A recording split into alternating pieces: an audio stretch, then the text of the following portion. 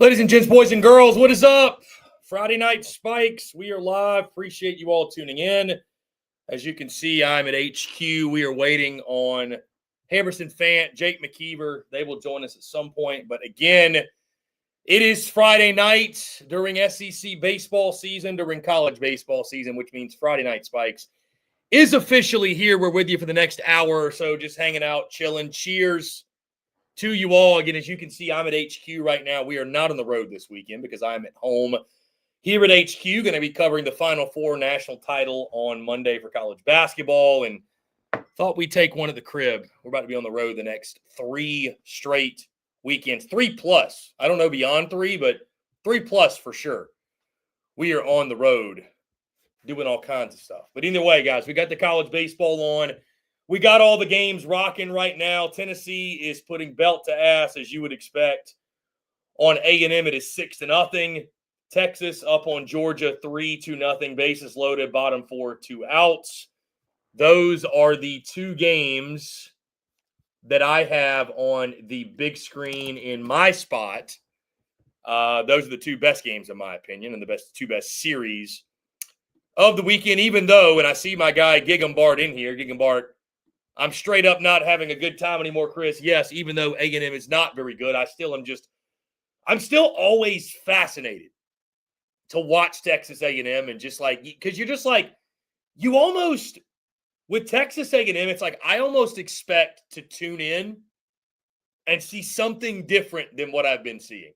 So, my guy Chinook, what a background. So it's actually the background you've probably seen before, but it's just slid over a little bit. Got my sister in the background there. This is just the other part of the studio. So over here, I got like my whiteboard calendar. We got a bigger whiteboard over here for goal setting and notes and whatever it might be. So yeah, so this is just kind of the side view of my little workspace here.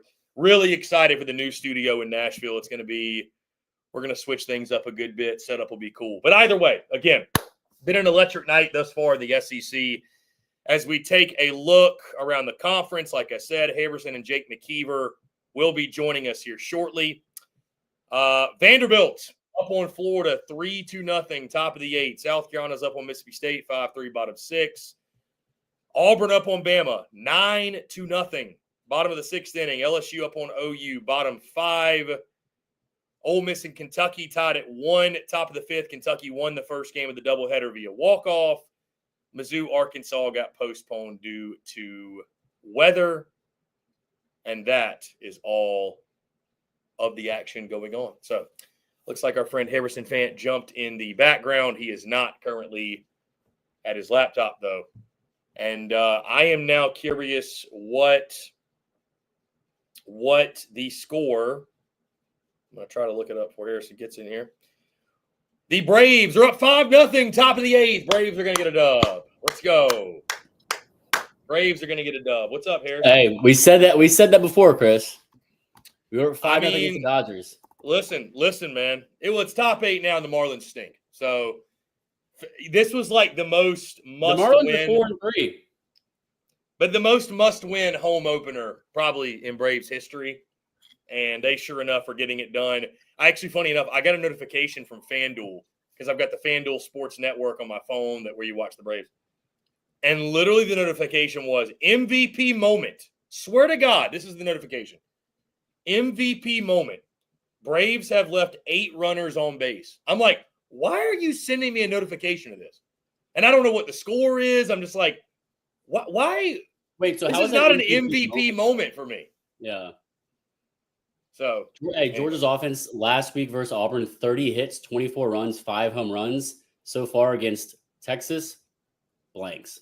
Just blanks, yeah. Shooting blanks out in Austin right now. Jared Spencer shoving. I mean, dude, Spencer shoving. Deadly. They're rolling. But like the thing for me is, as good of a pitching coach as Wes Johnson is, one of the best in the country.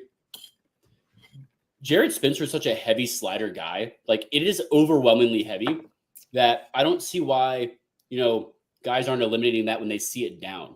I'm not saying it's easy, but I don't understand why they're not seeing it down and eliminating it. Like make him beat you with, his, change-up or fastball even late in the count. Yeah, I mean, he's shoving, though. efficient too, man. He's at 40, about to be 49 pitches. The slider's so deep. Yeah, it's slider 88 miles an hour. That's pretty nasty, man. That's nasty. That's just Schwellenbach for the Braves right now. He's in the 8th inning, just pounding it the zone. I texted my dad and brother. I said, I got a feeling Schwelly's about to throw a gem. Just saying. He's 89 pitches in the 8th inning. Jeez.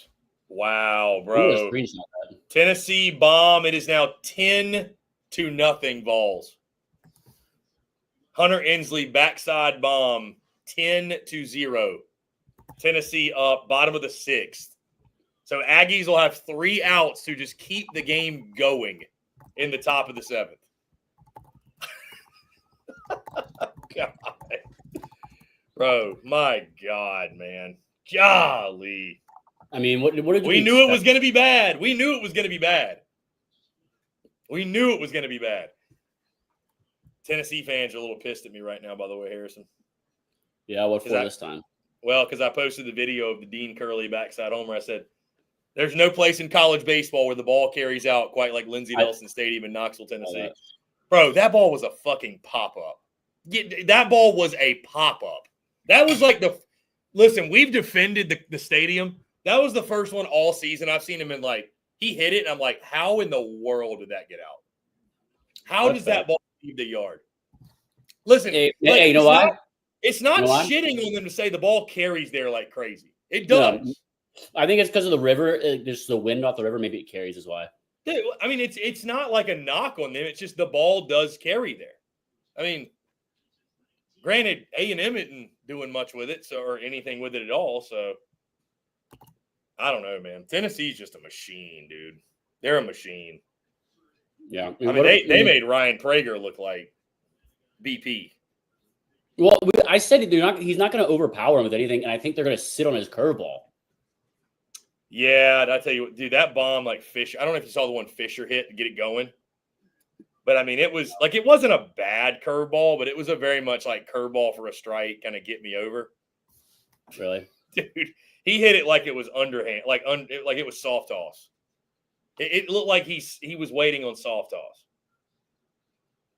So, dude. Anyways, what else? Florida is on life support. Their season is on life support. Somebody commented. Let's see. Who's on life support? Is A&M off life support now? They're just done. They're just done. Andrew Fisher to the track and caught. Hey, for the third out. Yeah. DKR, Florida already shouldn't have been on this run that you mentioned they needed to go on. Yeah, Florida is down in this game. The score is 3-0, top of the 8th. Yeah, I mean, Harrison, here's the thing. Florida loses this series. I'll sell that stock. I'll sell all that stock. Hey. I'll sell all that stock. In Florida and LSU, and now this year it's you and me with Florida and Mississippi State. Granted, I don't know, man. I don't know, man. At some point, you just gotta, yeah. You gotta call it. 2 off-topic things. One, in case you're wondering, I was eating stir-fry rice that I made, shrimp and chicken and rice, excuse me. And then other thing, Schwellenbach's threw 8 now, shutout for the Braves. 8 shutout. Attaboy. It's what you need, man. Coming home, getting your first. I'm tweeting it right now. I literally said, I got a feeling Schwelly's going to throw a gem. Yeah, I was just getting out a belt to ass tweet. Tennessee's putting belt to ass. Your favorite tweet? I mean, dude, 10-0's belt to ass. That's plenty. Plenty enough belt to ass. Do what? What's the qualification for that? 8 runs? I try to wait it out in baseball because I did a few early in the season and they came back and it was like a 2-run ball game. I'm like, oh shit. Yeah, I mean, I try to wait till the 4th or 5th inning and close to double-digit runs. Yeah. Yeah. I mean, I guess because they're about to run rule, so yeah. Yeah, and they're about to run rule them, yeah. You know what? I take this back. Ryan Prager, 5 2/3, 2 earned. Harrison, you know what? I'm not going to say anything. Not going to say anything. I'll update you. I'll update you as I was going to say in just a second. Just give it about me? No. Just give it about 5 minutes. Just give it about 5 minutes. Oh. Let's see. DKR. Do y'all think Arkansas Missouri are going to play all 3 games? Whether or not looking good. I think they have to. No, they don't have to. Dude, there have been series where games got canceled. They have to play 2 though, right? I mean, what if it poured all 3 days? What would they do? What would they do? I don't know. Phi Delta Theta Stadium is a turf field. Yeah, take it up there. Take it up there. Take it up to Phi Delta Theta Stadium. Yeah. Yeah, by the way, my boys at Chinook, I did get a cut today. Went to the barber shop. We got everything tightened up. I got a cut. Got the hair tightened up, all of it. Yeah. Same. Good look for the boys. Fresh lettuce Fridays. Hey, had to get right before I head out. For Masters, yeah. You see it right here. That was my flag from last year. There you go. Yeah. Oh, now it's time for dessert. I will say I had dessert early. I had some cinnamon toast seeds in the car. Running some errands today. Pretty good. Cleaned up. I think I might be out. Okay, I'm not going for show's best beard anymore. Remember when Chinook said that? I think I might be out of my cinnamon toast. I think I need a reload. I'm waiting on that box of barbecue, and I'm waiting on a reload of cinnamon toast. There he is. Jay. Clean.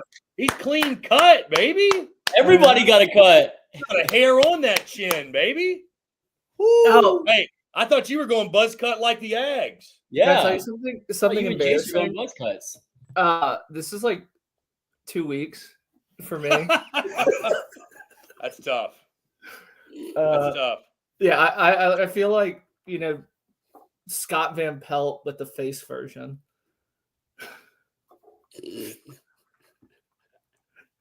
I wonder what Van Pelt would look like if he let his hair grow out. Anything? Has he talked about that? Does he have any hair? What? He's like clean. He looks like that baseball. Super clean. Yeah, exactly. I was like, what do you mean? Smooth as this baseball. Yeah, he's just smooth as this baseball. Hey, Georgia's getting a little rally going. 2 on, 2 outs. 2 on, 2 outs. He's 1 pitch away.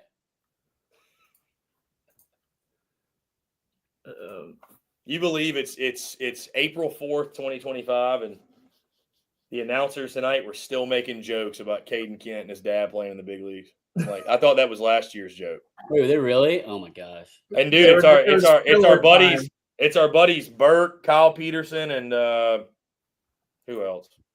Who's the That's main it. guy? Yeah, I'll give you a little update for a little SEC update. Non-baseball. South Carolina continues the push to the repeat bid after a 74-57 win over Texas. Wow, really? Final Four, 74-57. 4th time those 2 teams played each other. So yeah. A&M down to their final out in Knoxville, down 10-0. Do you think it could get any lower than getting run rolled and no hit? Don't say it. Oh, Jake, that's literally the Harrison. That's literally what I was like. That was worse than me. Oh, I tried to jinx it way earlier. With by the 2 outs. If they get a hit here, Jake, I'm gonna throw this baseball through the laptop. Not really. You're gonna get kicked out. I didn't know it was a no-hitter. Tennessee a strike away. I tweeted after the first inning that Liam Doyle's gonna go for the Ethan Norby strikeout. I don't even see the game on ESPN, to be honest with you. It's on ESPNU. ESPNU. Like, I'm in watch ESPN. I don't even see it. Oh, they didn't strike out double-digit times. Maybe that is a good thing that they got run rolled. I don't even see it on watch ESPN. Oh God. Yeah, Harrison. It's on ESPNU. But we're going back to Georgia Tech. Did you see the finger injury though to Liam Doyle? I did not see that. Yeah, he after that double play, he was the best pitching coach in the country. Sorry. A&M only used 2 arms tonight. No hitter. It's done. No hitter. Yeah, A&M. This is cooked. I mean, cooked. Can we talk? I don't know. I don't know if this is a lower moment than dropping 2 of 3 to Kentucky on your home field, but yeah, getting getting no hit and run ruled. No, I'm gonna say not a lower Pretty moment, but a brutal. more embarrassing moment. I think they gave up. I can be honest. Combined no hitter. Dude, this is Tennessee's second combined no hitter of the season. I remember they threw it earlier. Dude, they were talking about this earlier in the broadcast. You realize Tennessee has the best ERA in the country. Their pitching staff is better this year than it was last year. And they're better. They lost their entire weekend rotation from last year. Uh-oh, Georgia, bases loaded.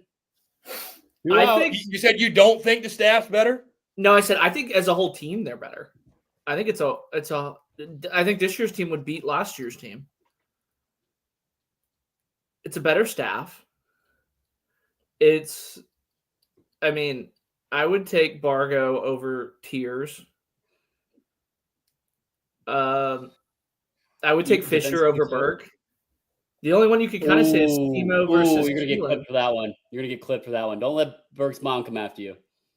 I don't think that's an insult to Blake Burke. I think that's just how good Andrew Fisher is. Andrew Fisher's pretty filthy. I'm not going to lie. Here's the thing. I got to see him in the postseason.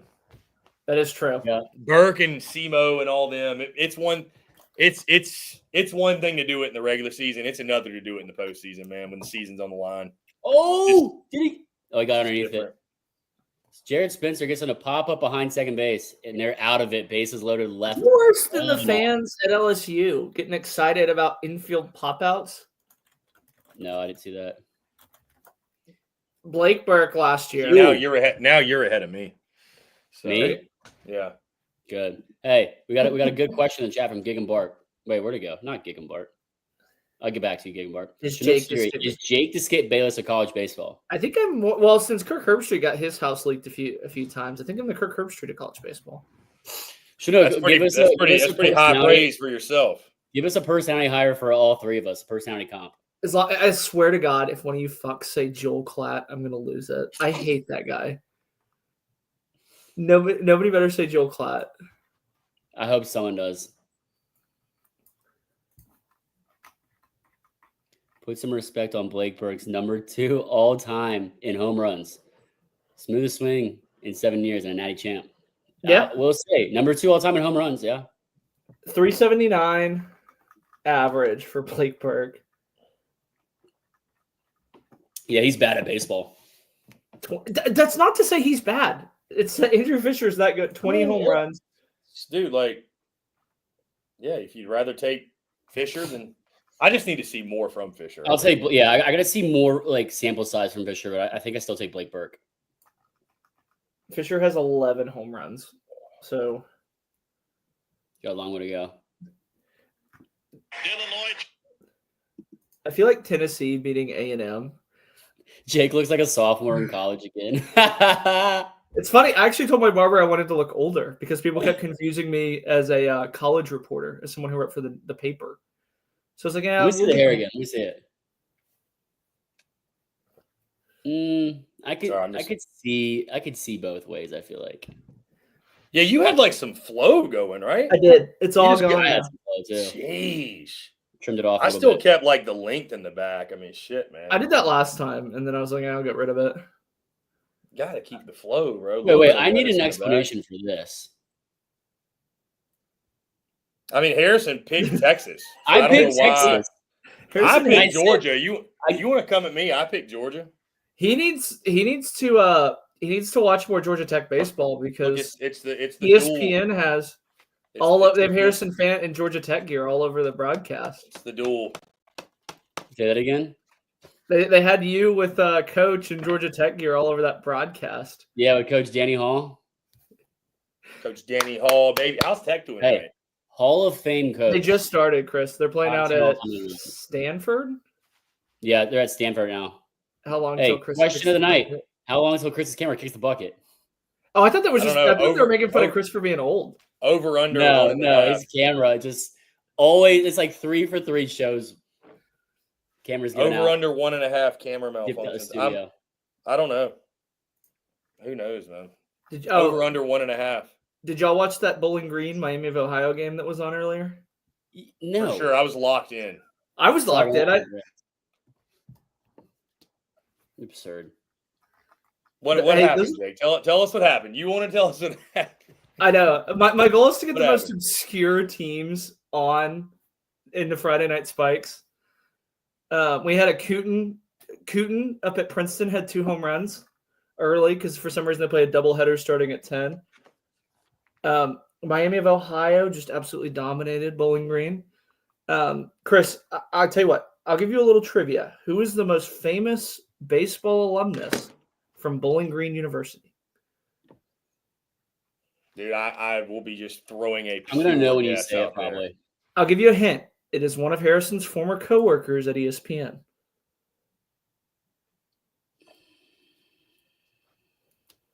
I don't think I even have Give me a initials. Give me initials. guess. I don't even have a I can't give guess. you an initial because it'll give it away. Kevin Played Connors? for the what? Kevin Connors? His first name starts with a vowel.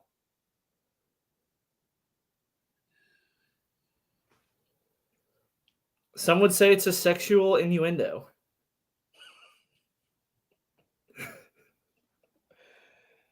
I was gonna say Eduardo Perez. What? Well, it's I just don't think Oral Eduardo- Hershiser. You said a vowel. Oral Hershiser is a Bowling Green alumnus. Oh, I didn't know that. I thought Oral Hershiser was a West Coast guy. You said I thought he was too, but you said former coworker of mine. He worked at Baseball What? Tonight. Yeah. When? He was on He ESPN. didn't pitch at like UCLA in college. No, he actually saved Bowling Green. They were going to shut down the program in 2020. I honestly I always thought he was a West Coast like UCLA guy.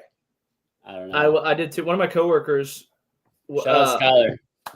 Skyler with a Appreciate $2 you, Skyler. super chat. Thank you. What do y'all think of Doyle's off speed tonight? Yeah, he was really good. I like the slider. He was really, really good. The slider was really nasty. That was his primo stuff. The tonight. slider's his go-to, and it's always like it always has been his go-to. It's the deepest like off-speed pitch that he has, and like I think. Did you see the one he threw to Lavalette on 3-2? What? The one he threw to Lavalette on 3-2. I missed that one. It was in the first inning. I was like, it was like he fooled him. It was a lot of swords tonight. I still want him to use a changeup more. It's tough to. I mean, his changeup's only at 90. By the way, I know. I think he needs to kind of split it or circle it and just kind of like lower the hand so he can get more pronation on it. Maybe He loves that high fastball, boy. Dude, I said it last week. He He loves loves that high fastball. Loves it, and that's why his slider. It plays worked. off. I mean, yeah, it worked. Yeah, A&M is cooked though. Florida also probably cooked. It is 6-0 Vandy, top of the 8th. They're cooked. Yeah, they're cooked. You know who's not cooked? Mississippi State. It is 5-3 South Carolina, bottom of the 7th. Not I said cooked. this. The loser of that series is cooked. Yeah. I think the winner of that series is Go Ball. Daniel, Go thank you for the $1 super chat. See ya. No question attached, but wow. Hey. Texas might be a problem. Gasparino again. Jesus. Why is there a Texas might? might be a problem. Like a real problem. Might? Is it Texas and Tennessee? People kept telling me not to pick Texas. Is it Texas and Tennessee at the top of the league? Arkansas No, would have Arkansas. something to say about that. And then Arkansas will always Arkansas. Bro, that Texas-Arkansas series is going to be wild. That's going to be This guy looks wild. like my buddy Ryan Webb for Georgia. Looks exactly like Ryan Webb when he pitched it. Shout out to Chris for sending me there that weekend for Texas, Arkansas. Harrison, he's paying for my flight and all. Right. Just send your invoice over. Yeah, United, right? That's for sure. That's the next sponsorship. I'd love that. It's gonna be like Spirit or like.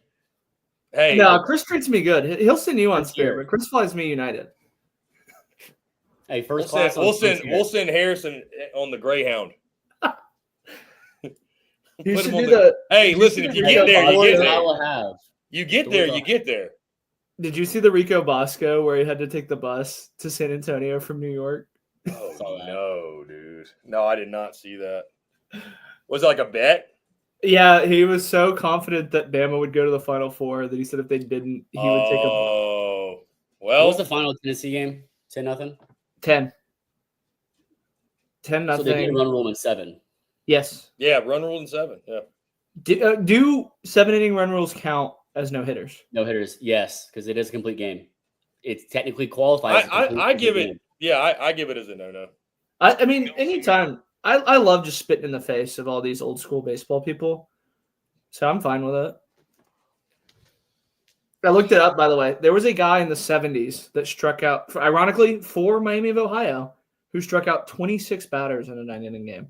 Danny Dick in the building. What's up? $2 super chat. Thank you, Danny. Danny. Early get tarmacked if the Ags get swept. Listen, mid-season firings do not happen in college baseball, so I don't. So I Who don't. would they hire? It. Him? Right. So I don't see it. But you want to hire the next coach that's going to, lift the program. You're not going to do it mid-season. Well, I mean, from the standpoint of maybe I don't know. Like you just don't. It's not like football. You just don't see mid-season firing. So I don't think it would happen. None of his staff is any better. Right, and they like early and like I mean. But, dude, I'll just say it again. The only way you can bring Michael Early back is if there is just such a level of dysfunction and toxicity and there's something else going on behind closed doors that we just don't know about. But that is an extreme circumstance. Like, I just – you're going to be considered a joke if you bring him back. You're going to be a joke, dude. Like I will say this: there's a lot of drama that went on behind the scenes that's coming out now, and I think it's going to be better. People aren't going to take visits to Texas in October, like some of their current players did. They took visits. A lot of them took visits. I remember you telling me that, Jake. Yeah, you didn't tell me that. Thanks. Yeah, like Grahovic he visited Austin. No, Grahovic is the only one that didn't. Okay. Grahovic is the only one that didn't. He was hanging out with Micah out in North Carolina at Team USA. Yes, I remember seeing that, and he told Micah and I that what he was planning on doing. And nobody else. And I think that there's a lot of division. Auburn dominated him, 10 runs. Yeah, Zane Adams wasn't very good tonight. Hey, the Auburn pick. How about your guy right here? The Auburn pick. Hey, who picked LSU? Long weekend, but hey, who picked LSU against Texas? How'd that work out? Winning game 1? Hey, I mean, listen, we've all had our misses. I mean, it's fine. Yeah, some of us picked OU. Dude, I've allowed A&M to burn me twice this season. Yeah, once is enough, dude. Okay, what is your record? What is those guys' record in the pick'em? I think Harrison doesn't know his because he's trying. I'm 20-4. I'll have to calculate it, but I'm probably 20-4. Close to you. Thank you, Mike. Close to you. Let me see mine. I think I'm 20-4 too. This has not been a good week for me though. By the way, I went 8-0, 5-3, 7-1, and A&M burned me last week. Or no, not burned me last week. It was all right. Let me see. Who was it? Davion Hickson and David Pierce just got tossed out at Tulane. Jeez. Both of them? Nice. Yeah. That one was pretty funny because when they were doing a coaching search, a bunch of Tulane donors wanted Ullman to go there so they could get Pierce. Because Pierce was at Tulane before. He went over to Texas. Gave up a grand slam and then pelted the next kid in the head. Yeah, that'll do it. In the head? Yeah. Jesus. What pick did I lose last week? Oh, I didn't realize that Rodriguez was healthy but didn't play today. I thought that's kind of interesting. A-Rod? Yeah. I saw that. He was like day-to-day, I think a game-time decision. But a hot rod, by the way. We're changing A-Rod. Who's the first base coach for Texas? Came 2. Who? I think that Cam too. He played at Texas like 10 years ago. Played in the Bigs. Loki looks like like a younger Nolan Cain. I don't think Nolan Cain's Hispanic. They just flashed on there. I was like, that's not Nolan Cain. And also, he's a lot bigger than Nolan. I wouldn't tell Nolan Cain you said that, by the way. He might like the face. I mean, like they just flashed. It was like a close up of them on base, and I'm like, that's not Nolan. He's very like when you talk to him, he's very like Hispanic. I think he's from. Hey, Chris's favorite comment. What is it? Belt to ass. I hate that. Belt by the to way. ass. I hate that. They did put belt to ass. So I lost 2 picks the first week. What is So, Chris, here's your question. Since you're a connoisseur of all sports, and I really only stick to baseball. connoisseur of all sports? By the way, A&M did burn you, Harrison. Vandy. Yeah, they A&M. burned me Vanderbilt. I think that everybody thought they were going to bounce back. Chris, what's more embarrassing? Hiring a guy who beat the shit out of his fiance and then got the charges dropped, begging for him to come. Him being from 45 minutes away, his mom being in geriatric care 45 minutes away, and him turning you down, or getting run ruled and no hit in the same night. What's more embarrassing? No comment. Run ruled and no hit. Chris Beard's a scumbag, but he is a winner. But he turned you down. So they tried to get all this moral high ground, and then he turned y'all down. That's the part that I think is more embarrassing.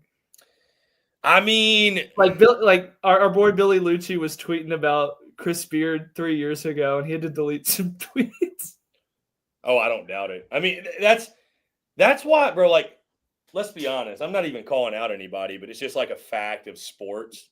Sports fans are probably the most hypocritical people on the planet Earth. Oh, Dude, 100%. you see Braves Twitter right now? Oh my gosh. Because bro, fans will motherfuck anybody who's on the opposite side, but the moment they come over to their side, oh, they're great. Oh, I always loved you. Like, so I'm an Astros. And then if they leave, they'll motherfuck you again. Like, that is every person that is Here we involved. go. Josh Manning. We got a question. Our guy Joshua Manning. Somebody's got here. Can someone please tell me the score? A little to a lot. Esquire. Let's just say A&M scored as many runs as the word no hitter. I'll put it this way. O's a no hitter. It's 50-50 A&M tweets the final score. I haven't been checking Twitter, but A&M might not tweet the final score. They're not going to tweet the final score? They might just tweet back at it tomorrow. Jesus. They just ran out of time, Chris. They didn't. No, they tweeted it. Okay. They tweeted it. Final. Aggies 0, Balls 10. You know, Chris, they didn't just lose tonight. They ran out of time. Exactly. That's it. They ran out of outs is what they ran out of. Josh, man, appreciate you, brother. Good to see you. Yeah. Chris, no, but my pick flipping from Ole Miss to Florida burned me last week. Yeah, it was a tough one. That's the one I lost. Daniel W. Danny Dick back. Call me Lieutenant Dan, Army vet, Aggie, 2-time grad here. We just saved $5 million. By not hiring Chris Beard, we have to move on after this, but I'm so pumped for Buckyball. Can't lose to TU the weekend my baby is due. Congratulations. Congrats Danny. Congrats, Daniel. Congrats on the child. Yeah, Buckyball should be fun. That was a big hiring, right? I like it. Yeah, He's offensive-minded. Offensive. It'll be a different style. And conversation. Does early stay if A&M beats Texas? No. That's like all they do. I don't think that is so little, brother. It is. I know. That is what a Georgia Tech fan thinks. Oh yeah, we beat Georgia. You went too far. You're such an Aggie homer, Jake. You crossed the line. Hey, he's just mad because both his schools are sucking at baseball right now. Bro, Tulane is terrible. All three of his schools are sucking at baseball then. Josh Manning to and Mississippi State. Spoiler alert, you're going to lose to us. I love how Friday Night Spikes has just – I have people ask me sometimes, they're like, which fan base is tuning the most? I'm like, it's typically a lot of Longhorns and Aggies just going to each other's throats. I will say this. For the sake of the content, we do need A&M to kind of make it interesting. I know. Maybe win a series I'm just grateful that all the A&M folks are still like locked in with us. I mean, A&M Florida, who y'all taking in a series? Florida? I don't even think it matters. I don't know where it's played. Florida's burned me now 4 weeks in a row. A&M's burned me. But you knew it. You've known it for 2 weeks. But we've seen the potential from Florida. They got run ruled on Friday night by Tennessee. I don't know. They should have beat Tennessee one of those games. Who do you think would win in a dart match? Kevin O'Sullivan or Michael Early? I think that we'd get more. I think that'd get more views. Yeah, like darts. Dart match? Yeah. What goes through your head, Jake? I'm going to go with Sully. I like Sully too. I'm gonna go Sully. I think it'd probably go Dude. about how Mississippi State, South Carolina goes. Which, by the way, I get that Florida's played a tough schedule, and I get that A&M's going to play a tough schedule. I think it's mind-boggling that South Carolina and Mississippi State, one of them is going to have more wins than Florida and A&M. Just because they literally have to. Yeah, I know. It's just I was on ESPN. I was on ESPN radio and I said that. I was like, when good teams play, one has to lose. When bad teams play, one has to lose. That was a good flex there, Jake. Subtle. Yeah, that was good. I saw you were on the bigger network. I see they keep me in rural Louisiana. They got you on in the big time up in Austin. Can't relate. Yeah, I was on it. Yeah, it was fun. Aaron Hogan's my buddy. So we were my dude, Aaron Hogan on ESPN Austin. Yeah, it was fun. It was fun. Chopping it up. Dude, what's crazy about this game right here is the Texas Georgia is, I mean, I don't think Georgia's pitching all that bad, but bro, they're just getting Texas is shoving. I will say this. I let them in a little too long though, even though they had the lefty-lefty matchup. If you're gonna beat Georgia, you need to play where it's 340 down the line and all the winds blowing in. I said this. They're playing in a big ballpark. So essentially what you're saying is we need Tennessee to go to Austin. I think that God is a Texas Longhorn fan. All right, Matthew McConaughey. All right. Hey, super chat, Skylar Jones. Oh my God. We'll still beat A&M for a natty year and a half later. This one I don't think means as much, to be honest with you, though. It's not even close. I can't believe that Tony V did some kind of voodoo magic to pass on the national championship curse to second place.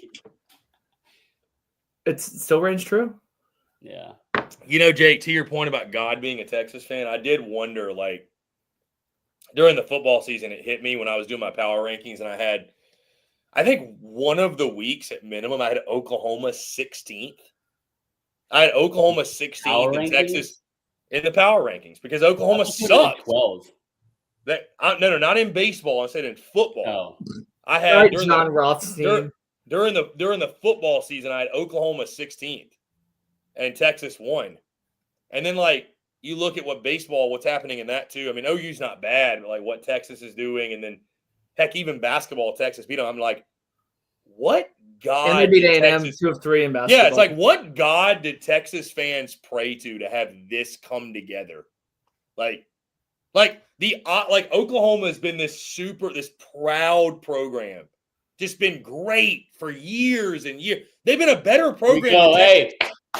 Braves win, baby. Braves win. Let's go. 10-0. Shut up, Chris, baby. I think I'm like, what God did they pray to? By the way, Harrison's a little bit bigger of a religious guy than me, so he could probably pull the exact quote. But they always say that like the devil makes battles easier, and God gives his toughest battles. God gives his toughest battles to his God doesn't call the equipped; he equips the called. Yeah, I guess the Texas is just like Satanists because they have it so easy right now.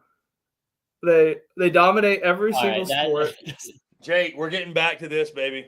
They dominate. We're so back. We're so back. We're getting back. We're dog piling, baby. We're so back, baby. We're dog piling. Is Hurston Waldrop still up with the big league squad? Who? Hurston Waldrop. I don't know. He got called. I didn't know he got called up. He's in AAA. He won't get called up for a while. I think because next guy's up is going to be Spencer. And I mean, unless you put Grant Holmes, in the bullpen or send him down.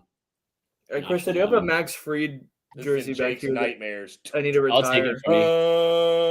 All right, boys. I got to bounce. Braves win. All right, Harrison. Have a night. The Braves win. Braves win, baby. I'm going to end on that.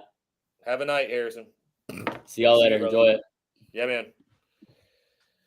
What's up, Jake? It's just me and you. Just me and you and Gig'em Bart probably. Yeah, Gig'em Bart somewhere, yeah. Yeah, Texas is pretty good.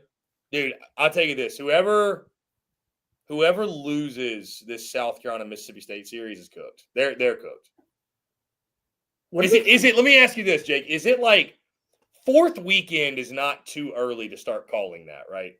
I don't think so. I called it after the Miami series. The only thing I would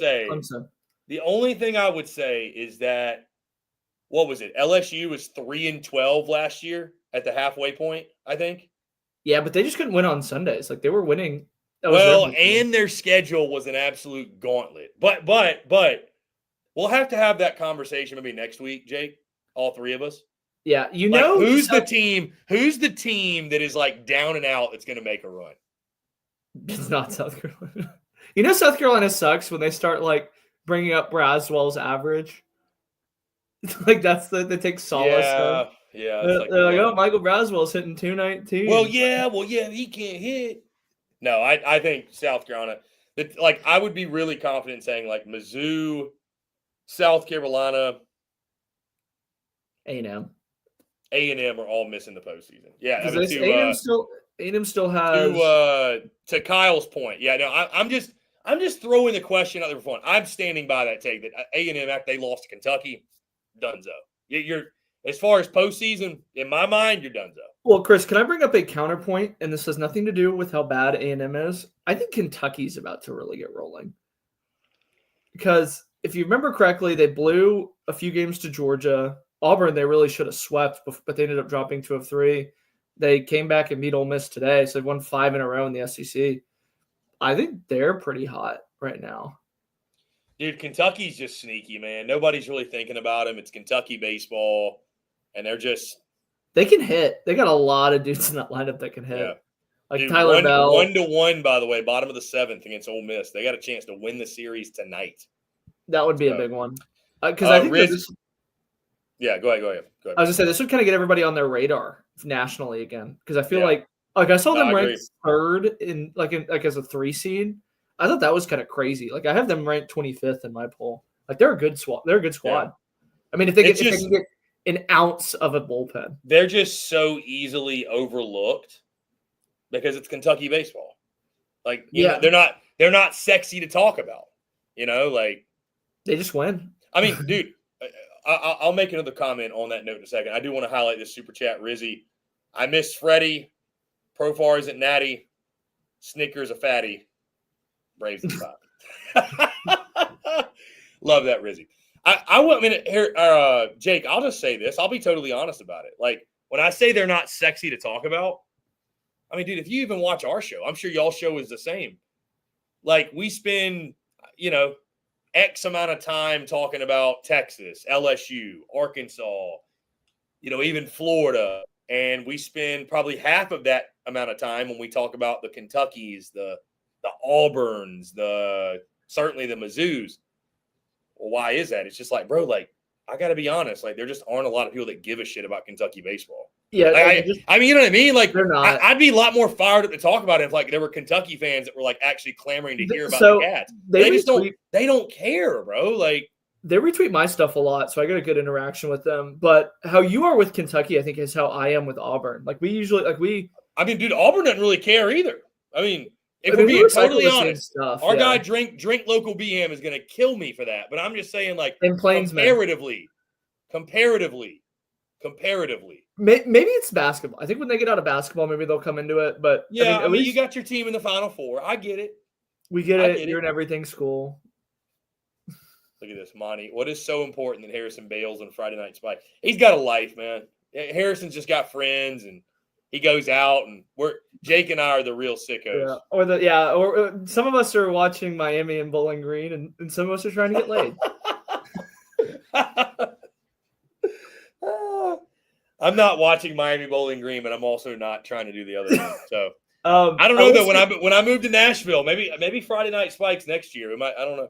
You're going to be a big Belmont supporter next year, a big Lipscomb guy. You know what it is, man? Like, for me, it's like, dude, I could go out any night. So, like, I'd rather chill and do this. I'd rather chill and do this. Also, too, I mean, think about it. If I was in Central Time, heck, it'd be 8:45 right now. You got plenty of time. Yeah. I'm more of a go get $5 crawfish on Tuesday. That's it. Pitcher of rum and Coke, and that's all I need. That's it, man. Dude, Jake, I know you're excited. I'm sure many others in the chat will be. Yours truly is going to be a Central Time guy. I know. I can't wait. I'm excited. In about 2 months, everything we do, everything you see me post, everything we do is going to be based off of Central Time. You're going to be closer to I'm making that transition. I'm making that transition. Going to be closer to who? Brian Haverty. Oh, yeah. Very close to Brian The animal. Haverty. The animal. Yeah. We'll have to clip that one. Our guy, and I want to give a shout out, Drink Local Beham, dude, resident Auburn fan. The resident Auburn baseball. I talked to Drink Local Beham on social media. The dude is an Auburn baseball super fan. I appreciate you tuning in, man. Like, I will say this. People need to get behind Butch Thompson's club, damn it. 10-0 win tonight over Alabama. You got to get behind War Dam, all right? I was a big Derek Fabian hater for a while. I've seen the light. I'm actually a Derek Fabian enjoyer now. I'm team Derek Fabian. He's their shortstop. We were talking about it. I'm also a Derek Fabian enjoyer. We were talking about it on the show. We were like, yeah, like Derek Fabian's hitting 350. Like when shit hits the fan, he'll go back to hitting. And now he's still hitting and turning double plays. Ike Irish is getting healthy. He's not dealing with gidriness like some other fan bases are. They jumped all over him from the start, man. They were all over. I didn't think St. Adams had a start like that in him. Like that was a good thing. It's Bub Terrell. I actually got that pronounced to me for the first time the other day. It's not Bub Terrell, it's Bub Terrell. He's been an absolute stud for him. It's snowing down in the plains. I like. I mean, it's good. They have a guy named. You said they have a guy named Eric Snow. That's lead off for him. You know why that confused me? Because it's literally snowing in Colorado. So I'm like, I was like, wait a minute, it can't be snowing somewhere else. I do want to highlight this comment. Our guy AYS, $5 crawfish. There is no man getting no $5 crawfish. District 249 in Houston. District 249. Yes, they do on. Is that the name of the place? Yes, they do $5 crawfish for how much? Unlimited. It's like $5 for unlimited crawfish. Yes. All you can eat crawfish for $5. I'm going to keep rephrasing this question because I don't believe you. I'm trying to find the Facebook. Give me a second. All you can eat. Blake's about to come up for Hold on, a pound. $5 a pound. $5 a pound. That's still pretty damn good. Yeah, $5. That's a lot different though than all you can eat versus $5 for a pound. Still pretty damn good. Hold on, the glare's killing us. Oh yeah, here I'll text it. $5. We're giving some free pub for this place. Houston, Texas, $5 a pound for crawfish. AYS, this is a lie from the pits of hell, he said. Dude, by the way, something, Jake, we have not talked about at all to this point. We didn't talk. I feel bad Harrison's going to miss this convo. Dude, Cade motherfucking Anderson, bro. Oh, Jesus, yeah. Jesus Christ, bro. 14. I mean, marbles. What a star. Dude, you don't see guys go CGs anymore. No, you really don't. And when I talked to David Pierce about it, because last week he had a guy throw about 110 pitches, and I asked him, I was like, how do you know what somebody's limit is if this is your first time seeing him pitch? And he mentioned, velo. He said the way that they track stuff now is like you can instantly tell the second somebody loses velo. So, Jay's going to get a lot of crap for that. But at the end of the day, like they know so much about the guy's body, so much about the velo, spin rates, stuff like that. I mean, they're charting pitches pretty much real time. Like they're very aware of it. He got an extra day of rest. It's a non-issue. Yeah, it's dude, like I have no problem with it, man. I think that I think pitch counts definitely serve a purpose. Like I don't think they're meaningless, obviously. But I think they're overrated to an extent. Like, I think it's a high school thing. It's kind of like all of analytics, bro. Where like I think analytics, like, and I know he wouldn't mind me saying this. Like our guy Harrison, he loves the analytics. This man, he could talk to you about spin rate, launch angle, all the crazy stats, WRC plus, WAR. I'm a big weighted runs created guy. I should say that. That was my favorite. He could talk to you about all these things for hours. And, like, I think all that stuff is nice, but there's also just, like, baseball instinct. Like, what do I trust more? We have to cut him off at X number of pitches for the pitch count? Or do I trust Jay Johnson knowing he's got it? He can look him in the eyes and know, hey, are you good to go? You still got it? Yeah. Is he bullshitting me or is he not? And I can read his body language. I like, you know what I mean? Like, I'm fine with it. I trust that more. Like, you gotta know your guys. You gotta know your guys, because some guys, hell, there's some guys that'll be hurt and be like, "Nah, I'm fine." It's like, no, you're not. Liam Doyle, and then some guys will be, painfully honest. They're all different. And then too, like our guy Chinook makes a great point. Like, I mean, dude, Cade Anderson was still like, his velo was down maybe a mile an hour or two, but I mean, dude was still just dialing. I mean, just he showed no signs of any sort of fatigue. I think this is a complete non-story. I really do. Yeah. Like, I think it's a complete. I just think it's a non-story, bro. Like, I miss the day and age where like guys would throw 120 pitches and it's like, whatever, bro. Like, you go out there and you throw as long as you go out there and throw until you're not effective. But granted, I get it from the standpoint of, and by the way, web gym alert in the Texas-Georgia game. First baseman just made first baseman. Really good. Oh, damn, it was a really good catch. Really good catch to end the inning. But I get it from, like, managing arms to the standpoint of, like, throwing 120 pitches in April's great, but if you're burnt out when you get to May, well, then it didn't mean anything. Mm-hmm. But, I mean, it's not like he's doing that every start, dude. Like, yeah, and Sloss talked about that at the beginning of the year with Volantis, about how they didn't want him to pitch too early, but he's going to be the Sunday guy because they didn't want him to burn out. I mean, they do a good job ramping people up. They're incredible. I mean, I can be honest. I lost 15 pounds just doing the LSU strength workouts that they post on Instagram. So, I mean, they know so much about these kids' bodies, recovery, rest, nutrition. I mean, like, for example, my buddy Zach had a pretty good question. Like, Will Gasparino put on 30 pounds of muscle, and it's not really that out of the ordinary at some of these programs. Like, they know so much about these kids' bodies. It's almost like it is interesting to your point, Jake. Like, athletes are in better shape than they've ever been. They're more explosive. They're throwing harder, but pitch counts are still like a big priority for us. But like, the kids are in better shape than they've. But then again, I say all that, and like, they throw harder too. The number of injuries is up. So like, I actually, do we know, is it up? Is the amount of Tommy John surgeries, is that up? Is that like the most it's ever been? I believe so. Up? Okay, I thought it was, but it's because guys are throwing the absolute piss out of the ball. I mean, yeah, that's because more of that, I think. Yeah. Anyways, though, that Cade Anderson start, and I mean, Kyson Witherspoon didn't throw bad at all. It just, some nights their guy's just better than your guy. You just got to tip your cap. That was a tip your cap game for Cade Anderson, and sure enough, looks like LSU again. They're up 5-2, top of the 7th. I am a big in OU burnerverse.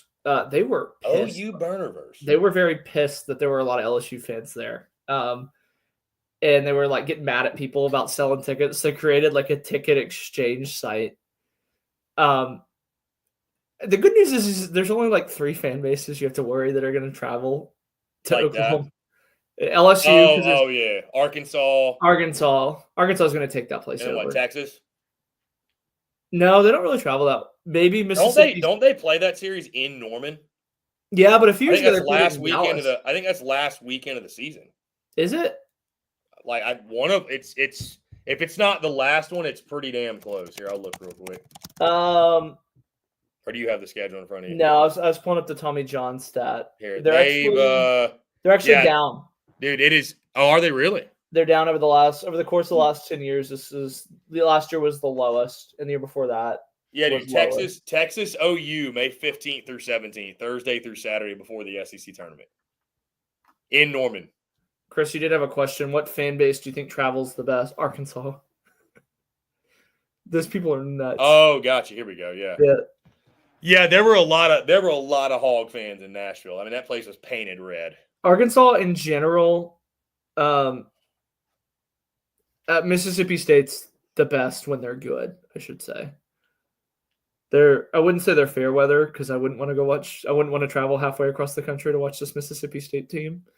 I mean, I really don't even want to travel like an hour to go watch them. But when they're rolling, I mean, they tick over Omaha. There are a lot of Chinook fans, by the way, at every school. Yeah, I don't think Chinook has any haters though, so I think that's the big thing. So they traveled everywhere. Does Chinook have any haters? I'd love to know that now. That's the question of the night. David. Are there Chinook haters out there?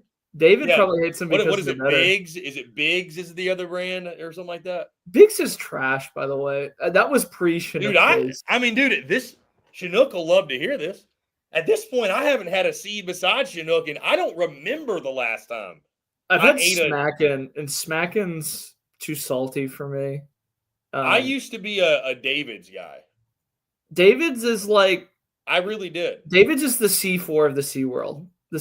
When you first get into seeds, and you're an amateur, and then you learn the seed game, and you get into more specialized stuff. We're team Chinook. Down with big seed. Down with big seed. Thumbs down for big seed. Little seed is on the way up, baby. Little seed is here. Diehards chew Chinook seeds. So if you're chewing David, real diehards chew Chinook. If casuals chew all that other stuff. People who do the wave chew Davids. Real G's eat Chinook seeds. Come on. I mean, look at this. All the Chinook seeds you could want. I think I'm out, by the way. I'd be chomping on some right now, but I'll bring a case tomorrow. So if there's any Texas fans, you can hear me. I'll drop off a few cases at Occupy Left Field tomorrow if there's any Texas fans. You're going tomorrow. Fingers crossed, weather permitting. I'll be there regardless, but that would be fun. Nothing's official, by the way, but because there's so many Longhorns in here. I am thinking, per sources, Jake, that the Austin trip for me is going to be the Florida series. I'll be there with that one, so we can not the A&M series. Because we're going to go to Tennessee LSU. I think that's the most depressing. Oh, you spoiled it, but thank you for that. It's fine. It's fine. Well, we got to get in early now because I think that all the Kendall Rogers are going to go over to LSU. You think they're all saying? You think they're all saying screw going to Austin for? I don't want because I think. It's interesting, Jake, because I think they probably have already committed stuff to that. Oh shit! Yeah, like they did tonight with the ESPN broadcast of Tennessee A&M, where it's like they're like, can we really? But like to your point, like if you were going to go to one series all year, it'd be that one. You've got to be at the box for LSU Tennessee, and that's just, dude. I can't believe how cheap. I looked today. Bro, the tickets for Saturday and Sunday are actually cheap. They're like $37. I'm like, I expected these tickets, Jake, to be like football tickets all 3 days. No, it's really affordable, and which is wild to me. I kind of want to get out there. I'll tell you this: if I pay for a single ticket to the box that weekend, I'm coming for Blake Ruffino's ass. I really want to get out there in the student section. I don't know if Blake could help us out. I'm coming for Blake Ruffino if I'm having to pay for a ticket for that weekend. I want to live stream out there in the student section because when I was there 2 years ago when they played Tennessee, they were saying heinous things. Where is their student section? It's out behind right field. Okay. Is it in the stadium? Mm-hmm. It's those. It is in the stadium. Yeah, it's those bleachers. When A&M comes to, I paid out the ass when A&M played Texas in a midweek, so I can imagine for a weekend series what it's going to be. I think Arkansas Texas is my series of the year. I'm gonna be honest with you. That'll be it, dude. Hey, listen, we'll kind of see. We're taking it a weekend at a time. Not really, because I've got a few planned, but so I've got some buddies, obviously, that are down in Fayetteville. Like when I went down there for football season, Jake, I had a place to stay. Arkansas really took care of me. Place to stay, free tickets, all that good stuff. I'd probably have to, it would probably make the most sense for me to, road trip it. But damn, that weekend might be worth it, dude. I think Mike and I will be there Arkansas, Texas would be. And I've never experienced the hog pen. I never have either. I'm so excited. Never experienced Ball and Walker I saw it for a scrimmage during football season. I've never seen it for an actual game. Our buddy Bomb Squad, he said he's gonna have a brisket ready for me to go that Friday night. So sheesh. Those Arkansas people. We might say an extra day because they absolutely hate Texas. Now all those Dallas kids, yeah. Bomb Squad does eat Chinook. Which Bomb Squad is it? Bomb Squad V2 because not to make fun of Dennis, but he is a little bit on the older side and he got locked out of his account. So V2 is his current one that he uses. Gotcha. Or you can wait for he who shall not be named, Jim Cross. When Jim Cross returns to Twitter, he always seems to find Dennis. Dude, I ain't gonna say nothing, man. I've had enough social media drama to last me for a little while. Yeah, I mean, I will say this, man. He's been nice to me, so I'll say that. Listen, I got nothing against the guy. I got nothing against him, but don't tell him Tennessee LSU's a rivalry, because my goodness, he will not take well. Yeah, he'll get the players involved. Yeah, he won't take well to that. A&M and UT rejects go to Arkansas. I think they go to Tech, by the way. But sources are saying Texas Tech is where A&M and Texas rejects go to. Dude, can you believe our guy Dave Shoemate went to that Bama Auburn game, and he's a Bama fan? He went down there to Auburn to watch them lose 10-0 in fucking 8 minutes. I did give him a little bit of I did tell him the A&M coach at 2:00 today. So, Jake knows ball. That's why I texted him.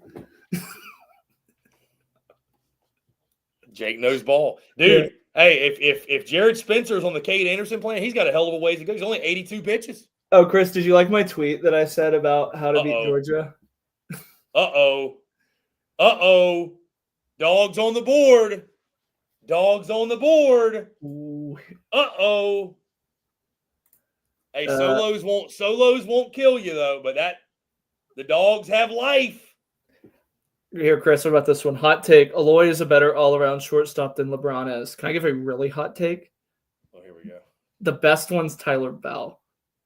From Kentucky, right? Tyler Bell's the best freshman, right? He's the best shortstop. He's better than Iva Arquette. He's better than LeBron. I haven't seen Aloy this year, but I'm a big Aloy guy.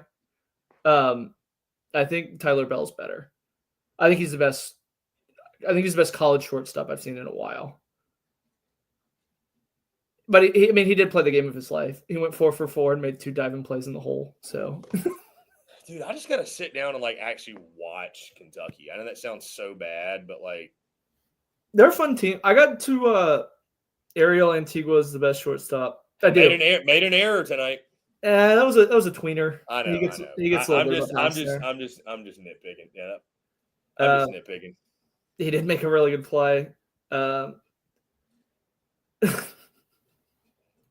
Aloy is a better fielding shortstop. I haven't watched him in a year. When I see Arkansas in person, I'll kind of update you on that one. LeBron has the most swag of any shortstop, I should say. He just does everything. Justin LeBron just got aura. I made this joke to Micah that he's the coolest guy striking out ever. He just kind of strikes out and just struts back. I was like, everything this dude does is cool. Nothing better than looking good in a strikeout. Yeah, and he was sick. That was so crazy. I was so impressed by him, and he was sick. Trying to get this other game on. Let's see. So I've got the 2 TV set up in here, Jake. I got just the one. The only problem is the remote is essentially connected. But let's cut the fucking LSU game on. I might have to actually get up and change this other TV. Hold on, give me 2 seconds. Do we see? I think we're going to see 2 extra innings of Ole Miss and Kentucky tonight.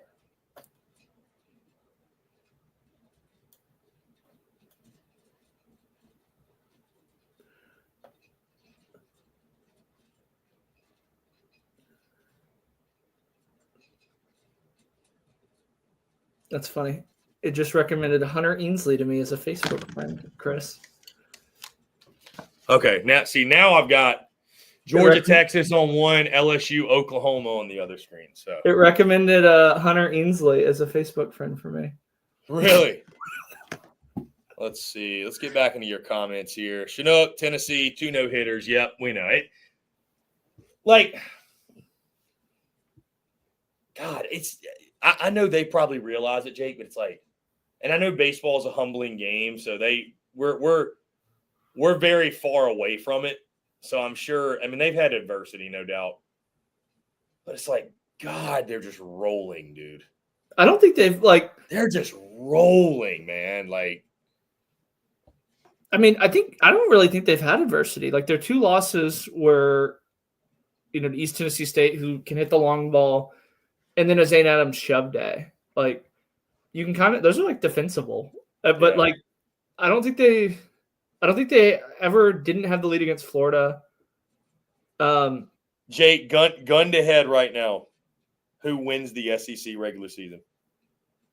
I'd have to look at the schedules, but who's the best team? Like, I'll tell you this: my pick preseason was Arkansas, so I'll stick with that pick. I said Arkansas too as well. That's one of the reasons I picked him was schedule. And that DVH loves to win the SEC. Like, he really does live. Dude, regular season? Oh, they'll kill it. That's what scares me about them is I saw them in person obviously last weekend, and dude, I mean, they scream Omahogs. That's what scares the hell out of me, though. They don't even have Sousa rolling right now. That's everybody around Arkansas. A lot of other guys. How good he was, and he is really good. Like, he had a really good spring. Like, I think one of them said he hit like 600 in spring practice against the best pitching staff in the country, and he's hitting like, I think it was 204 coming in. I didn't see. Well, actually, I haven't played a game, so he's probably still 204. Here we go. Texas 3-5-4-6. Do y'all think there's any shot of Tennessee going to the tourney comfortably and then choking in the regionals? I'll just say this: how quickly we forget about 2022, or I mean, lost 2 years. Yeah, I mean, is there any shot? There's plenty shot. I mean, there's plenty shot. Yeah, I mean, and it just dude, because the regionals or supers, dude, anybody can get cold in baseball for 2 or 3 games, and if you do that in the postseason, your season's over. Yeah, I mean, the other thing is they play in a small enough ballpark, despite having the number 1 pitching staff. I want to clarify that, where you can kind of like give up a cheap home run to somebody. So I mean, you could have it where it was last year, like with Arkansas, where Hagen Smith gives up a cheap home run, you're down 6-2 and having to claw your way back. Like, that's a very attainable thing. They'll probably get a really talented ACC team as the 2. Tennessee will, you think?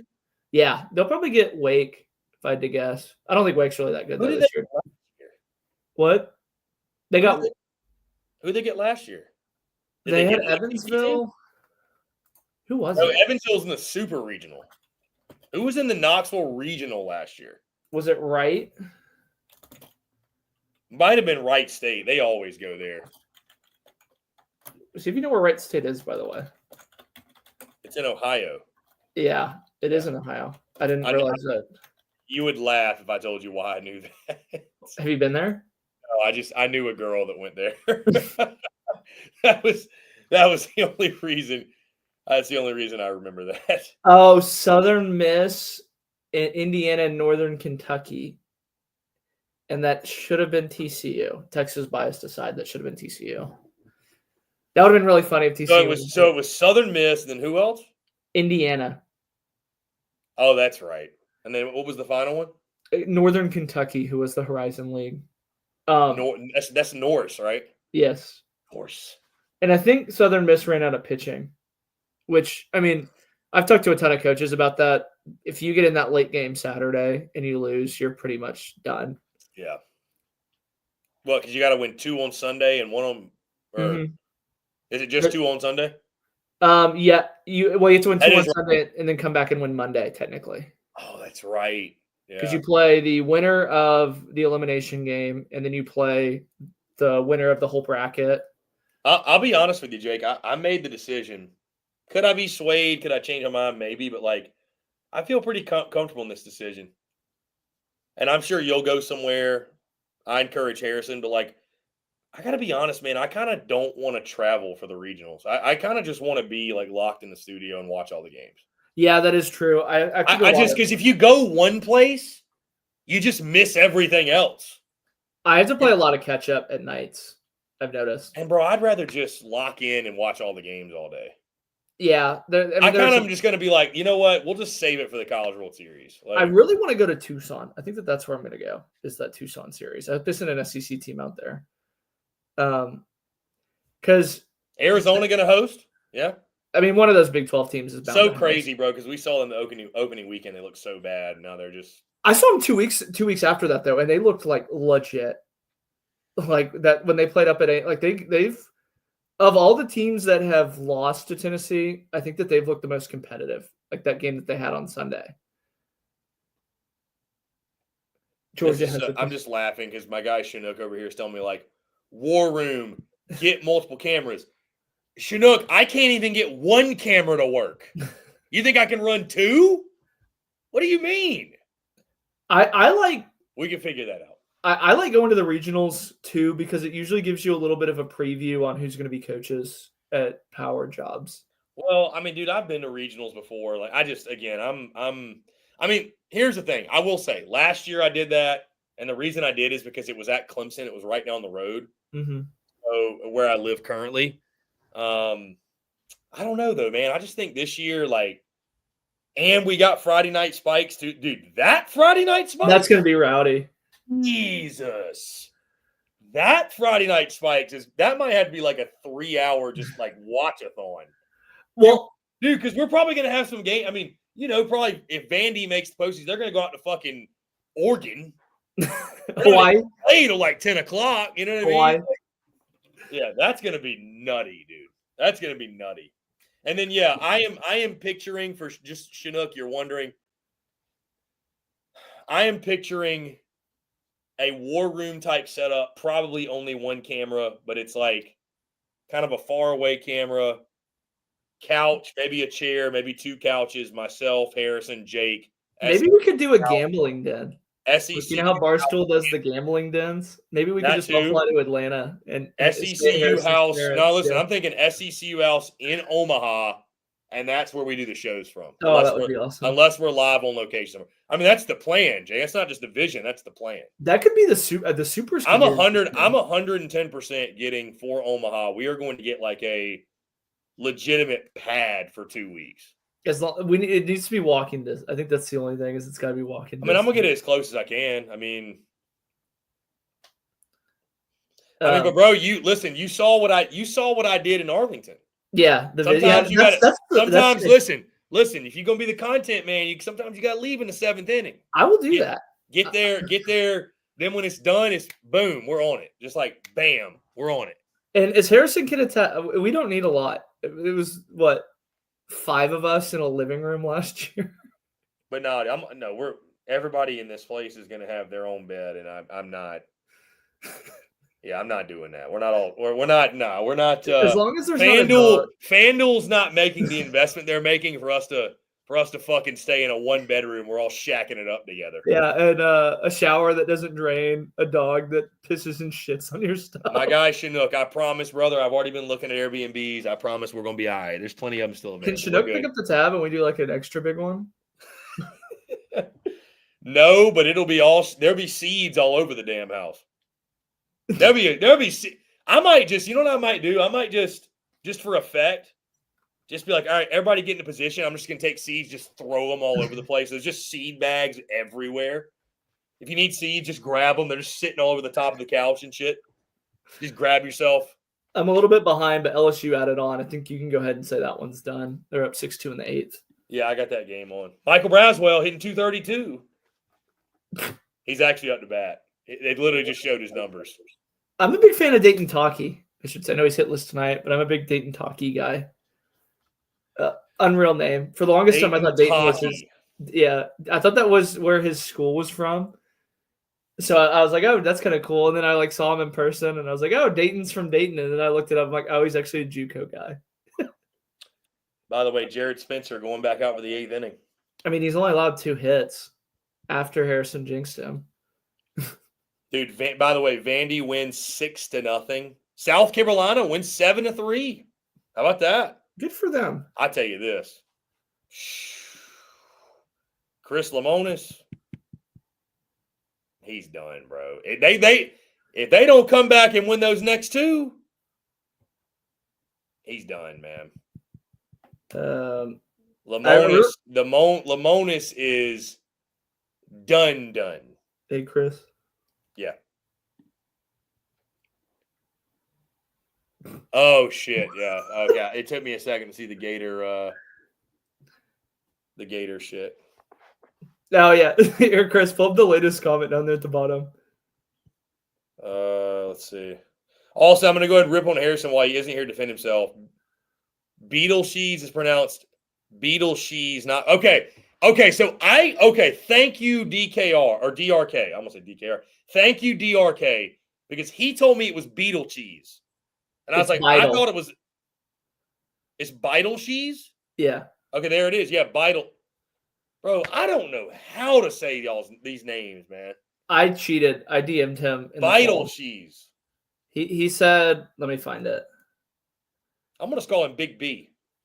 Just call him B. Big B. Just call him B. That's it. Here we go.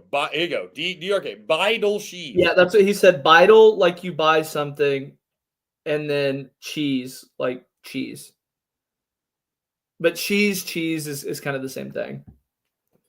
Or just cheese. Arkansas cheese or cheese. Those are not the same. Just say it with a lisp. I think it's cheese. I think it's cheese. Just do your best Wyatt Langford impression. I think it's cheese. Vital cheese. But everybody calls him cheese. Like that's what their admin calls him, is cheese. There's a few other ones that I've noticed that a lot of people kind of miss too. I always get Henry Hunter. I always want to call him Hunter Henry.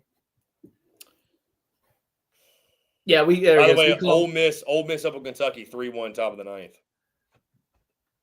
Oh, Campbell Smithwick homer. Little under the radar game. I completely jinxed him, by the way. I said that we're probably going to go into extras when Hayden Federico was batting. Hayden Federico gets a hit. I'm trying to think who else. Fun fact. Hey, fun fact, by the way. Jake, I don't know if you knew this or not. Have you ever watched an LSU game and been like, why is Jay Johnson's hat like so fucking dirty? Have you ever thought that? His hat doesn't even match the purple because it's so faded. Have you ever seen that? Yeah, I know what you're talking about. Do you know why? Why? That hat is the same hat he was wearing in the 2023 National Championship. So he's just never taken it off? He's just wearing the same hat. That's how superstitious Jay Johnson is. I was told Jay Johnson ate the same thing for like 2 fucking weeks because they were on a winning streak. I'd believe it. That dude is like Jay Johnson, great coach. Baseball. He's a baseball guy, dude. He's such a baseball guy. They get all the new gear, and man is wearing the same hat from 2 years ago. I'm a big Jay Johnson I'm like, Coach, guy. come, you can rock a new hat that hat should be like in a glass box. You know, like this is the Natty hat. I wonder if he tried to get a new hat and then they were like doing bad last year, so he brought out the old hat for the mojo. Good question. I'll have to ask him that because I don't know. Just keeps wearing that hat. I mean, I'd probably change underwear, but other than that, I'd probably wear all the same stuff. Actually, I would change underwear. I want to clarify that. My guy Chinook, I'm not going to drop names here, but my guy Chinook, he texts me, Jake. I don't know if you knew this, Chinook. One of the guys that runs Chinook is an LSU fan. They're like they're actually LSU and Tennessee fans, which is funny, ironic.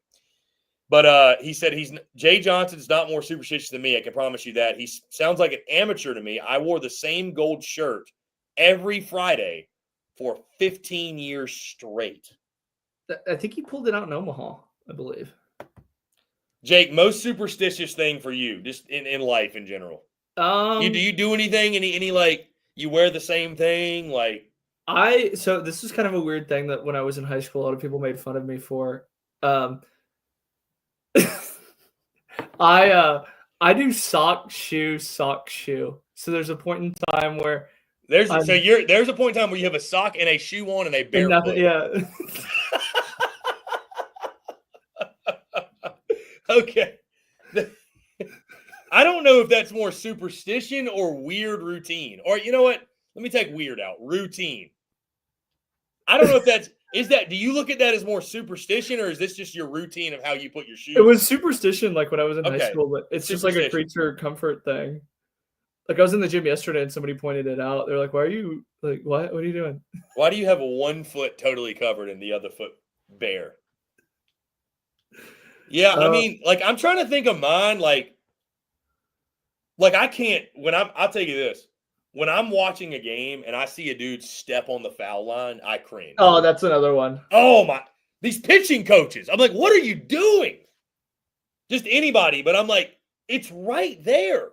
I played with a guy step on the foul line who got that drafted. Kills me. He got drafted in the first round, and before every start, he'd go and kick the foul line as he ran off. Like he'd do like a choppy feet thing. Really? How is it that superstitious if you do it every day? I don't play actual sports anymore. Fun fact. Despite me looking like a 12-year-old, I don't actually play baseball anymore. You can have superstitions, though, like in real life. I mean, you can do a superstition every single day. Think about it. Baseball guys play every day, essentially, and do it. So it's like – but, like, superstitions almost become routine. I'm trying to think of mine. Like, I don't – there was a guy I played with who he would always wear the same palm tree dyed Nike Elite socks under his pants every single game. I think I'm more of like a routine guy, honestly. I don't think I'm really a superstition guy. Like when I played baseball, I was more so. I don't know that now, like I really like. Believe it or not, there's nothing that I do or any mantra I say or like anything like that, like before a show. I've always kind of wondered, like, should I? You don't dunk your head in sparkling water. No, I don't dunk my face in sparkling water. No. And rub banana peels on your head. Not quite. No, I mean, no. Again, I have routines for sure. That's not part of them. I mean, I do a skincare, a little bit of a skincare, just between you and I, but. No, it doesn't include spark. You have to. You have to, man. You have to. I mean, you got to take care of yourself. And I mean, like, dude, I get dried off out of the shower the same way every time. You know what I mean? Like, yeah. I'm sure there's like little ticks that I'm not thinking of that I definitely do. I'm sure Harrison could expose me for all the. Oh. I have to watch Family Guy every night before I go to bed. Harrison kind of got a little bit annoyed at that. Harrison was sick of Family Guy by the end of it. Dude, I love Family Guy. I absolutely love Family Guy. Skylar Jones, I cry before I get out of the car to walk into work. It's hell of a superstition. I like doing gangster rap music to go to my corporate job. That's my thing. Is talking about like pistol whipping people. Like that scene in Office Space where he's just like, that's me when I go into the office. I have to eat seeds before bed. I'm the same way. Yeah, got to get some seeds in before hitting the bed. I'm gonna be honest. I thought Jared Spencer was very good. I didn't have him going 2 hits. He's still going. He's at 110 pitches. I didn't have him going 2 hits against Georgia. I will say it's not a superstition. Again, this is not even a superstition. I am someone though, like if I'm in the gym and I'm doing like, I don't know, a set of 10 reps. If I didn't like a rep, I will do like an extra rep. Yeah. Like it's like a mental thing. Like it has to be like how I don't know, how I want to be. I don't know. That's not a superstition either though. I actually don't count reps, by the way. But you don't count reps. Nope. You just go until failure. Yep. Go until failure every single time. And then you drop the weight down 5, and then you do it that. Okay, I mean, there's purpose to that. That's what. That's why you're so jacked. That's what. One of my buddies is an assistant coach at Rice. That's what they do, and I was like, y'all are pretty jacked. I'll steal that. Oh, guys, running through the scores one more time. Vandy beats Florida 6-0. South Carolina beats Mississippi State 7-3. Auburn run rules Bama 10-0 and 7. Ole Miss is up on Kentucky 3-1, bottom of the 9th. LSU up on OU 6-2, bottom of the 8th. Texas up on Georgia 5-1, top of the 8th. Kentucky won the first game against Ole Miss in extras today in 10-5-4. And Tennessee puts belt to ass, run ruling A&M 10-0 in 7. That is your drive around the SEC, brought to you by our friends over at Chinook Seeds. Looks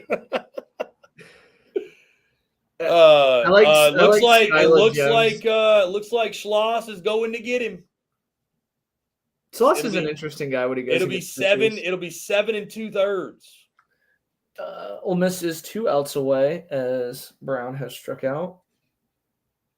I'm not gonna lie to you, man. Like I heard about Jared Spencer coming in the season. I didn't expect him to be this good. I don't think even Max Wiener expected him to be this good. Max Wiener is just a magician with these pitchers. How long do you think he stays at Texas?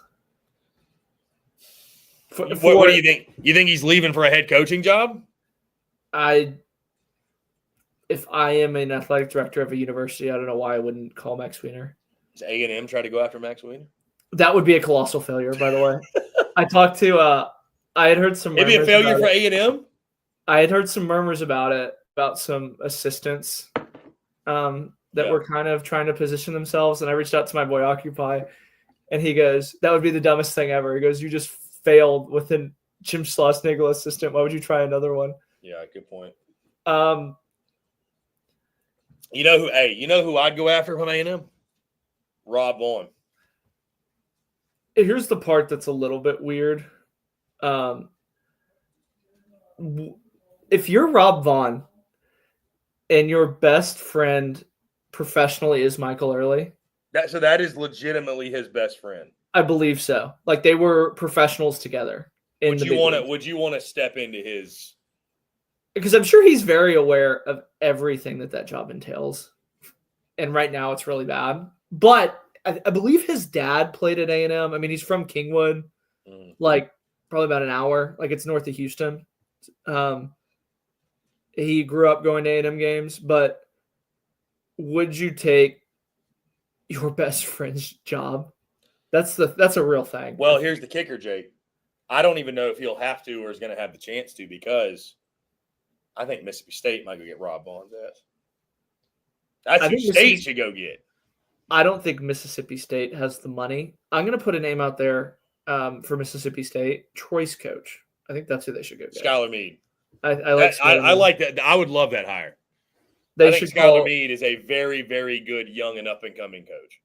I would really like that. I feel bad for Mike Early, not going to lie. That fan base. You don't think State's got the money to allocate the base? As somebody who went to Mississippi State, that is right. You did go there. They have unfathomable amounts of no money for as competitive as they are. Jake, all right, so then you've got a lot more perspective than I do, because I would put Mississippi State, if it came open, which I think it will. Call me crazy. I think that's a top 5 job in college baseball. It was pre-NIL. I don't think it is. NIL's that bad. I don't know if it's because I went to A&M after I went to Mississippi State, and A&M has is the complete inverse of that, where they have so much money but they can't get out of their own way. I would go as far as to say of ACC, Big 10, SEC, Big 12, I would say they're bottom 5. They're dead last in the SEC, because every once in a while, like the schools that don't care, like the Indiana, Purdue's, they'll get some rich donor. That Mississippi State doesn't have that. They have a lot of they have some money. It's not as broke as I'm probably making it out to be, but for reference, A&M beat Mississippi State and pulled out a Happy Gilmore-ass check with $150 million and fired Jimbo the next day. Mississippi State's not doing that. I mean, I know they don't have that kind of. Yeah, I mean, I guess to your point, I did not think about it from the NIL perspective. I just simply thought about it from the history. Baseball's essentially their number 1 sport at this point, and they've got arguably the best ballpark in the country. They need renovations to the hump. Chris Jantz is rolling, and I don't think they really want to lose him. But at the end of the day, You said the dude needs renovations, you think, too, right? No, No? no. You're thinking of when I was talking about O'Bright. O'Bright needs a little bit of. They need signage in the concourse. But it's clear. Let's get these out of the way. It's clearly behind LSU. It's clearly behind Texas. It's clearly behind Tennessee, Florida, Georgia. You got to remember, like 5 years ago, Georgia and Tennessee were nothing when Mississippi State was really good. They probably have more money than Ole Miss, just because Ole Miss is giving it all to Chris Beard. By the way, I know what A&M offered him, and I assume it's a similar number. I think he's going to have. Let's shout out Kane, who's at the game, tuned into Friday Night Spikes. Let's go, baby. At the Yeti Yard, Kane. Are you in the Yeti Yard? At the game. We'll throw it just for Kane. Thanks for tuning in, Kane. Hope you're enjoying. Oh, and I'll do it like Sloss. Sloss does it kind of weird. He's like this. He does his horns kind of weird. Yeah, he's actually like trying to get like the real effect here. Attaboy, Kane. Enjoy it. Enjoy Dish Fault. No, I mean, yeah, it's a good point. Good point. Which it's so weird they can be that broke in Starkville, but they can have that much money in Oxford. Well, they don't have that much money for baseball. Like, I mean, you were there. I just meant in general. They are the number one NIL collective. If I am a Texas A&M donor, I would go and hire the guy who runs Grove Collective. It is such a cohesive, well-oiled machine. Mm-hmm. They're without a doubt the best. They maximize every single dollar that they have.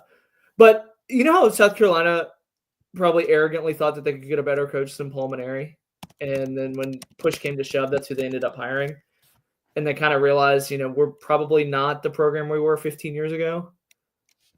I think that's what Mississippi State's probably going to figure out during this next coaching cycle, because A&M figured it out in football when they hired Mike Elko. I think Mississippi State's about to get humbled. Who they hired today was set. I think it's a good hire, but I'm not a basketball guy, so I don't know if it's a good hire. I'm just reading some. Well, dude, in basketball, man, like it's A&M. Who gives a shit? You got a fun, exciting brand of offense. It's all about going out in the portal and fucking going getting players. Yeah, I mean, you can truly flip a roster in basketball in a year. Danny Dickinson. Big fly, see you later. Danny Dickinson over the left field wall. 7-2 Tigers. You can pucker up and kiss that baby goodbye. Jake is going to be 0-1 in SEC pick'ems. Yeah, because you took OU. Ole Miss split. Dude, not a bad pick. They just had to win last night. Yeah. They had to. And Scott Mudler being out. You can't keep losing when Kyson Witherspoon pitches. It's also cold.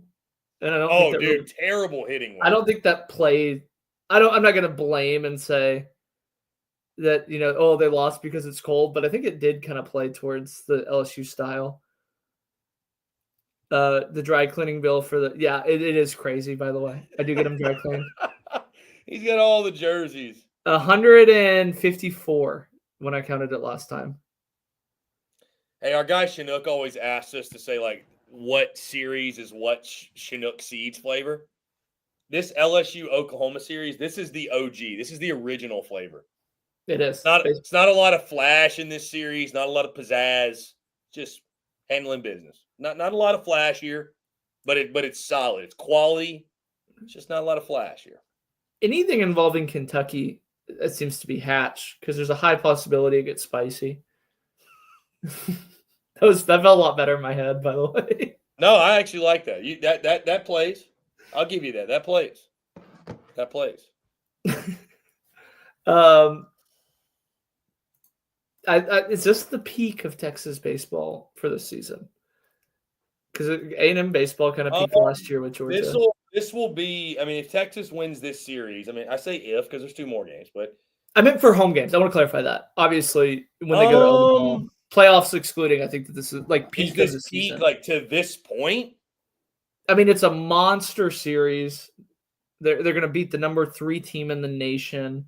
What was LSU when they played them? 3? 2? I mean, I'll be honest with you. Do you? I still can't believe how good Georgia is. Do they jump Arkansas, who has to play Missouri?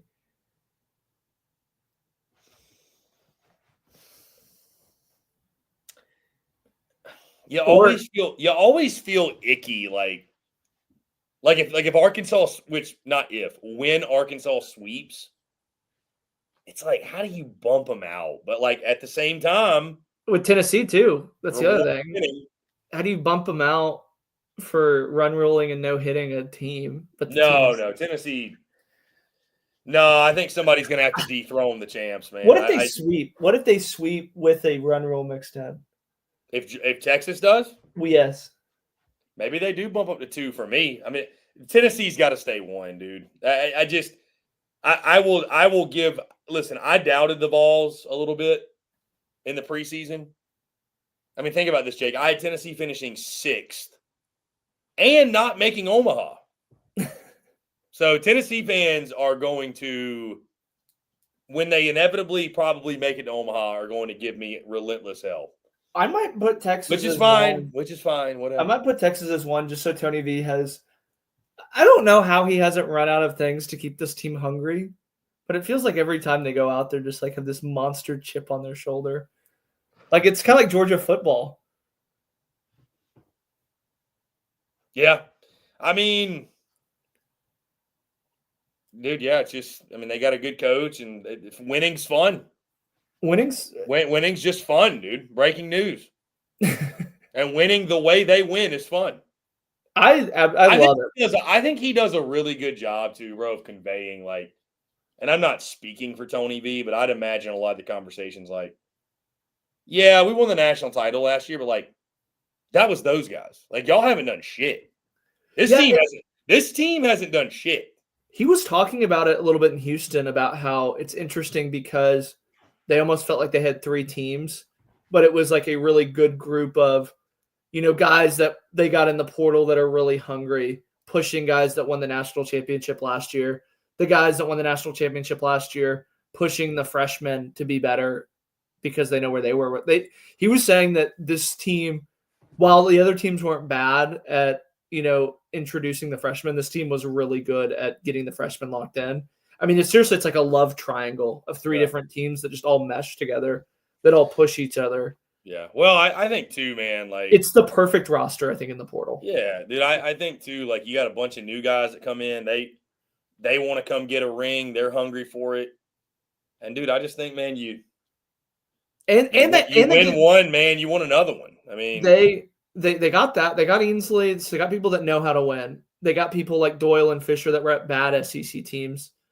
They got freshmen that are dominating the Hungry. And then they have Alberto Ozuna that they can like get an extra middle finger to. Do they still think he's going to play? I mean, they list him every week on the injury report. Here, pull up this question from Clint. Clint, 4 teams in the SEC are very good and capable of winning the SEC. Tennessee, LSU, Texas, and Arkansas. Georgia is dangerous, but their pitching holds them back a little. I would put Georgia above LSU just because I think that LSU's schedule is a little bit too tough for them of winning the SEC. I think that they could that was Harrison's pick preseason. Interesting. I think LSU's like one of those, like they're in that top 4, but they have a couple things that go against them. 1, 2, I don't think Jay Johnson really gives a shit about winning the SEC. They didn't win the SEC when they won the national championship. Dude, they finished 4th. They finished 4th that year. They lost to Mississippi State that year too. I think they got swept. I mean, there was like an entire thing where Ty Floyd and what was his name? Thatcher Hurd. They both just like forgot how to pitch, and they just couldn't win anything outside of Paul Skeens. Our guy DRK with a bold prediction. Arkansas finishes 26-4 in conference, only dropping a game to LSU, Tennessee, and Texas for the rest of the year. What's the record? What is the best ever conference record, 30-game conference record in the SEC? I think it was Tennessee last year. At 22-8? I believe so. Okay, so picking 26-4 is outrageous. Let me see. 26-4 is outrageous. I want to say Vandy another Another LSU bomb. Jesus. Another LSU, just for Jake McKeever. I believe that was Pearson. Here's the funny. Here, Yeah, this is it an is. interesting thing, Chris. Who do you think has the most wins all time in the SEC right now? All time in the SEC? Yep, most wins total. Like, As a member of the SEC, they have the most wins. well, it's got to be somebody who's been in the SEC like the Yeah. longest, too. Because Right? A&M technically well, actually, it's Texas now. Texas and A&M are 1 and 2 for most wins. If you're just blindly ranking all 16 teams, but which team has the most wins as a member of the SEC?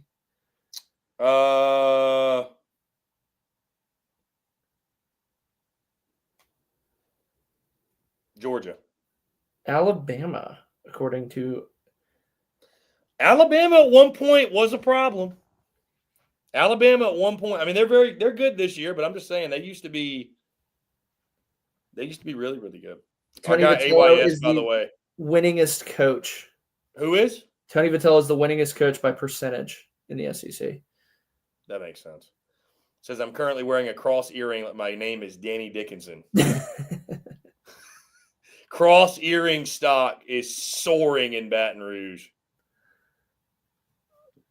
Clint says, I could see LSU taking 2 or 3 against Tennessee, as I think Tennessee plays at LSU as well. They do. That's the end of this month. That is going to be the most beautifully toxic series Oh, it's going to be awesome. of this season. God, those 2 fan bases, those 2 coaches, those 2 teams.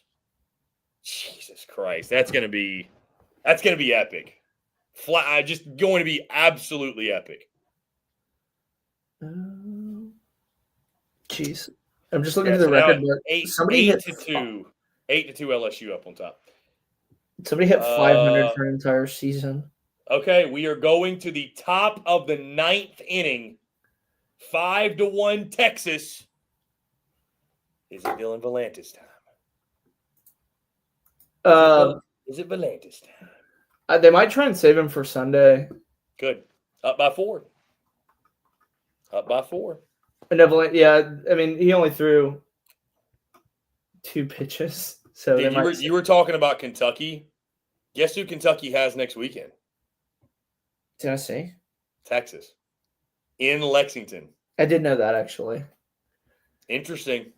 Because a lot of people were talking about how they get to play LSU and Georgia at home, but Kentucky on the road. Kentucky's a tough place to go and play. It's really dead. But Texas it is a weird place to go play.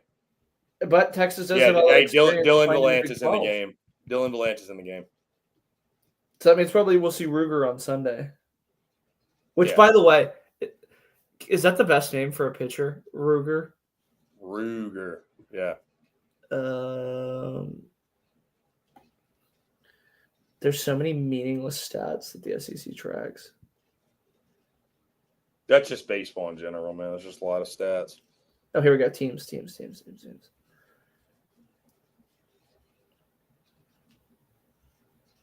It is kind of interesting this year in the SEC where it's like,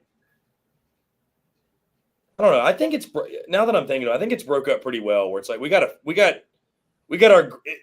to me, Jake, there's 3 tiers in this conference. You got like your elites. Chris, I got it right here for you. What? The SEC most wins ever. Vandy at 26-3, South Carolina at 25-5, if you include that one. That's percentages. So Vandy 1 year went 26-3 in the SEC. Then that was in 2013. They won it in 2013, I believe, right? In 2013, they went 25-5. 25-3, or 26-3. Oh, Vandy went 26-3 in 2013. Yeah, South Carolina 2000. No, they won it. Vandy won it in 14 and 19. Was 13 an Oregon State year? I don't know. Let me see. I don't know who won it in 13. What's your guess? Oh, I didn't know this one. What's your final answer, Chris? Wow. Oklahoma dives for a ball, goes out of the glove. LSU scores 2 more runs. It is 10-2 Tigers. UCLA beat Mississippi State in 2013. Okay, that makes sense. Yeah, because remember Mississippi State wore those like black and yellow cleats? Yeah, was Garrett Cole and Bauer they weren't on those teams. They were gone, right? That was after them. No, they were on that team. They were on that team. I believe so. Because I know they were both on the 2010 team that South Carolina beat. No, they were gone, actually. But Hunter Renfrow was on that Mississippi State team. Wes Ray. Colin Moran for North Carolina. Greg Bedinger, that was 2012 South Carolina lost to Arizona. So that was the Rob Refsnyder Arizona team. Coached by Jay Johnson, I believe. David Speak says Michael Early is fired after this series. He won't make it to the Texas series. No. No shot. No shot. No shot. I was texting somebody that is pretty close. They've started to put in some feelers, and I'll leave it at that. I don't think it's going to be elite. That's it. Texas beats Georgia 5-1.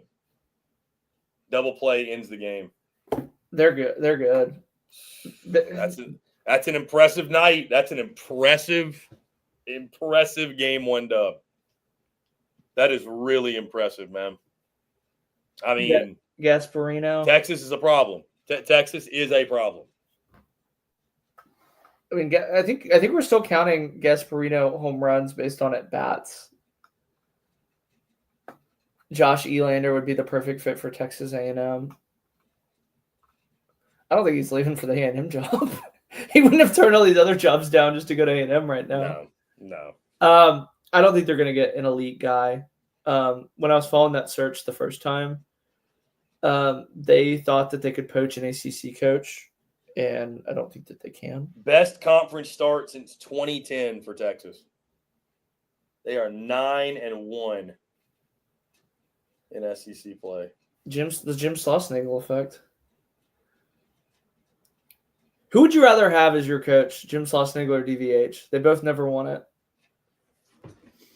Schloss. You know why? Because I think Schloss has got a longer – he's got more years ahead of him.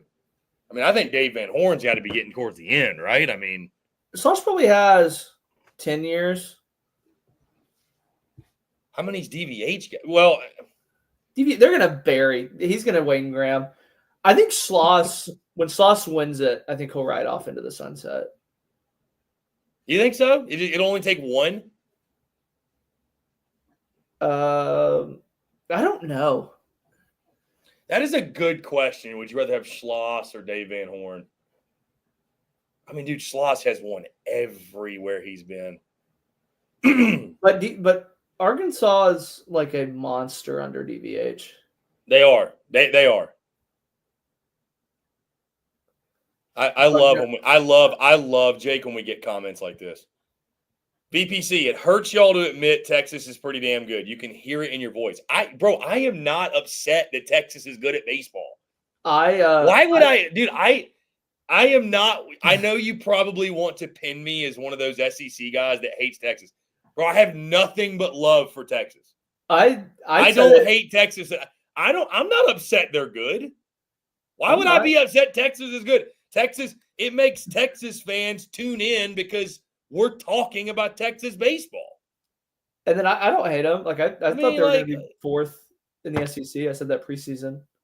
Bro, I got nothing but love for the Horns. I will say that I don't. There's no pain in my voice. They said no Schloss after one. Schloss is stupid rich and gets to live in Austin. There's everybody in the country would just go sit at some lake house in Austin and just look at that trophy and said, yeah, I fucking did it.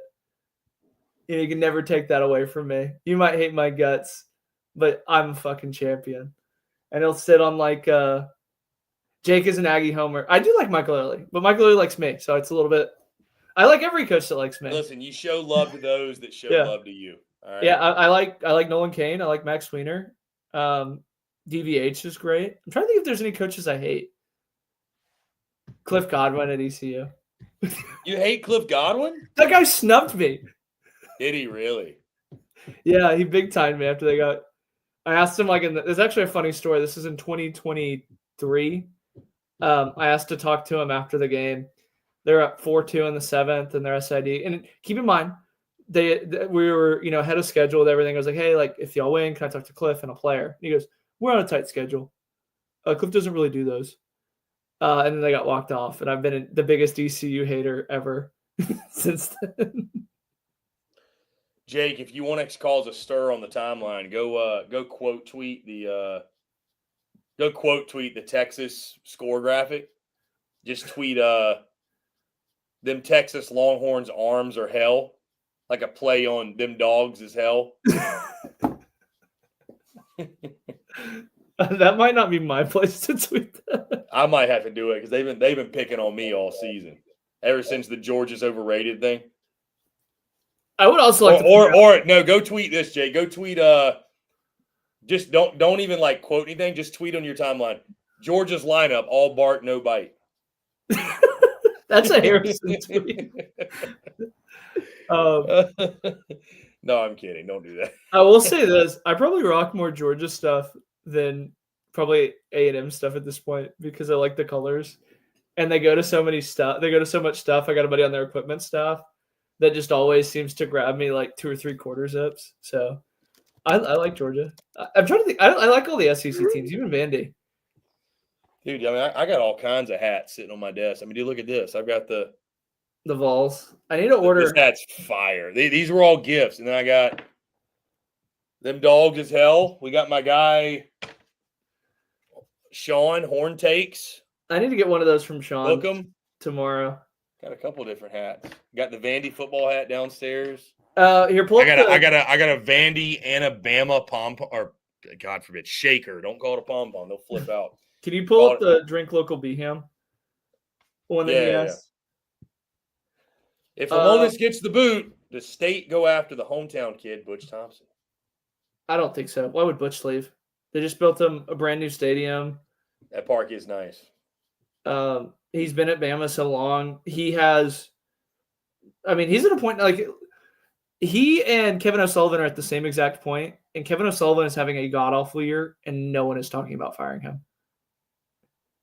Like I think that's how secure Bruce Thompson is.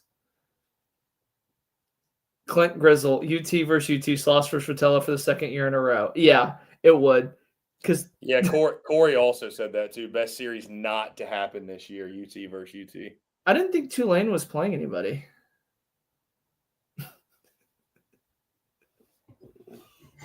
Very nice. Very nice. I didn't. Arkansas, Georgia next weekend at Foley. Is that right? Harrison. Do you think he can weasel his way into the frats out there and right? He's pretty charismatic. Probably. Yeah. Why not? Are there any Georgia fans? No, he can't. You know why? Because he's working the Masters. Oh yeah. I might. By the way, everybody tuned in. You might be getting, which actually, Jake, I don't know what your schedule's like, Jake. I was just gonna say it's TBD. So it's TBD. But Harrison may not be able to go for Thursday, the windup. No, might have to spot start. If you want to, I'll be your Charlie Goldstein. If you want to, we're going to the pin. That'd be fun. I'd be down. I'll be your Dylan Valantis. Let's do it. I'd be down. People often confuse me with Dylan Valantis, by the way, Chris. I did not know that. I did not know that. Are there similarities? Can the Texas fans in the chat, are there similarities between me and Dylan Valantis? Remember we said you and Colby Shelton look kind of similar. I know. When we go to that Florida game, by the way, we're going to have to do a side-by-side of Colby Shelton. I hope Florida starts winning some fucking games before them. Are you going to go to are you staying with the team hotel that weekend? No. You're like No. Florida's favorite, your prodigal son. They're trying to see know. if you have any No, we eligibility left. will not stay in the team hotel. No, that's a little much. I got a text from an LSU friend of mine, Jake, that says, "Tell Jake Mckeever we'll take his apology in the form of a linked X post for you picking Oklahoma to." How dare you, Jake? How dare you go with the Sooners? I know the audacity of me. Audacity of you. I'm 6 foot. What? I'm not short. Somebody said Jake is not. Valantis is tall. Jake is not. I'm 6 foot. Valantis must be a large human. I'll find out tomorrow. Maybe we can do a side by side. Maybe I can text Max and see if we can do a side by side. Side by side. Sheesh. I'm not 5'9". Is this the last game on LSU Oklahoma? I think Hawaii plays tonight. I mean, I just meant SEC wise. So Ole Miss did even the series, by the way. So we get a rubber match tomorrow. Yeah, all the other games are final except. I think that LSU one's final. Okay, then my feed is delayed. Then let's see. Case and Evans. I'm way behind because now it's 1-1. Yeah, it's over. So did they go what, Ianson straight to Case and Evans? They went, yeah, Case and Evans. Ianson to Case and Evans. Yep. So they've used 3 pitchers. So Valantis is 6'6", by the way, is what they're saying. So I don't think you need to do a side by side with him. Maybe I'll do it in the stand so I look taller. Stand on like a platform and don't show. There was a guy on San Diego a few years ago that looked like a fat version of me. That someone sent me a picture one time. Like this was like 2022. They had Fat Jake Mckeever. Fat Jake Mckeever. God. Are Arkansas, Missouri even gonna play this weekend? I was gonna say, is Texas, Georgia gonna be a doubleheader on Sunday? Oh, they're not gonna. You don't think they play tomorrow? I mean, it's like a 70% chance. I was looking at the weather because I'm driving into Austin tomorrow.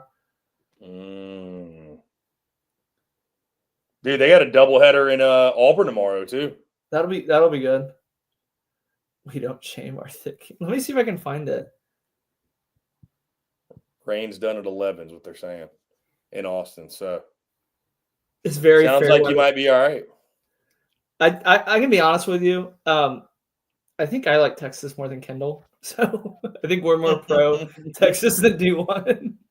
I don't know how anyone could. I'll be honest. I don't know how anybody could watch any of our content and think I think we do a really good job of being totally unbiased. Yeah, I think we're the most pro Missouri podcast. Most people don't even acknowledge they exist. I will say, Jake, it was so sad because like they walked off like Arkansas Pine Bluff in the midweek or whatever it was. And I'm like looking at their social account. And I mean, dude, I'm literally looking back at it right now. This is the official Twitter account of Mizzou baseball. And they're like tweeting score updates of the game. And dude, again, the official team account. They literally have tweets with one. They have a tweet with 1 like. Can I say something funny? It's like Joshy Manning was like an actual person. It's an Arch Manning fan account. Joshy Manning. I thought he was an actual lawyer. AYS Sports, no crawfish for Jake McKeever. Yeah. Josh says you're pro Texas because of Hayden, Ghost, and Sean. Dude, CJ Vogel, the Texas Sports Unfiltered boys, Occupy Left Field. Dude, I could go on and on, man. Got nothing but love for the Texas folks. And the Aggies, honestly. Bro, listen, I hate this season for my guys. Brawny and Lucci and David Nuno and Richard Zane, and I hate it for all of them, man. I know it sucks. Yeah, and a lot of the players don't like it too. Yeah, I mean it sucks. It's It's going to get to the point where Nick Savage too with Texas. I don't want to leave him out. Sucks for it's going to get to the point where Texas fans are going to start to feel bad for A&M, which I think is almost worse. Yeah. We're not there yet, but like it's getting pretty because like I think A&M fans kind of felt a little bit bad for Texas like when they lost to Kansas. I know I did. Oh, that's a good one. Is run ruled no hit lower than Texas losing to Kansas in football? No, I don't think so. Because, dude, baseball, anything can happen. Football, like, when you lose to Kansas in football, that's, No, they that's didn't. a I'm on a different side of Aggie Twitter, I think, than Joshy is, by the way. Well, hold on. What did he say? He said, no, they didn't. When I was referencing how A&M fans felt bad for them. Here you go. LJ says, how many baseball universities, if you get the job, no matter what your credentials, you were in all of the program overall, maybe 2, LSU and Texas? You're in all of the program? Like a god? There were people calling for Jay Johnson to be fired last year. I know because Jay Johnson told me.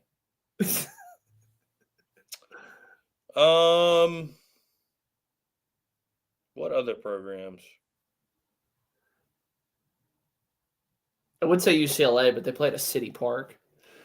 Oregon State. I'd put Oregon State in there.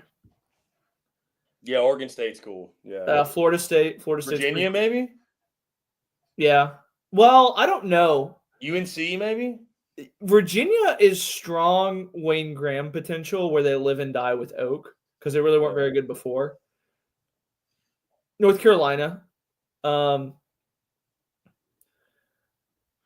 trying to think. Jay Johnson did tell me on the field that the only job he would ever leave Arizona for is Texas and LSU. So a lot of the coaches feel that way. Thomas Anderson wants to know where to find the Chinook cinnamon toast seeds. Great question. So we've actually got a promo code. So if you go to chinookseedery.com, I don't know if you put /SECU or just put promo code SECU. I think it's just promo code. Yeah. So go to chinookseedery.com. Then you can order a sampler pack. You can buy the seeds however you want. Use promo code SECU, get 10% off. chinookseedery.com. Get your seeds. That's where you get them. I don't think you can even buy these in store. They sell them at the gas station. Chinook? Yeah. Maybe there, not here. Yeah, they have them at Buc-ee's. Depending on what part of the country you're in.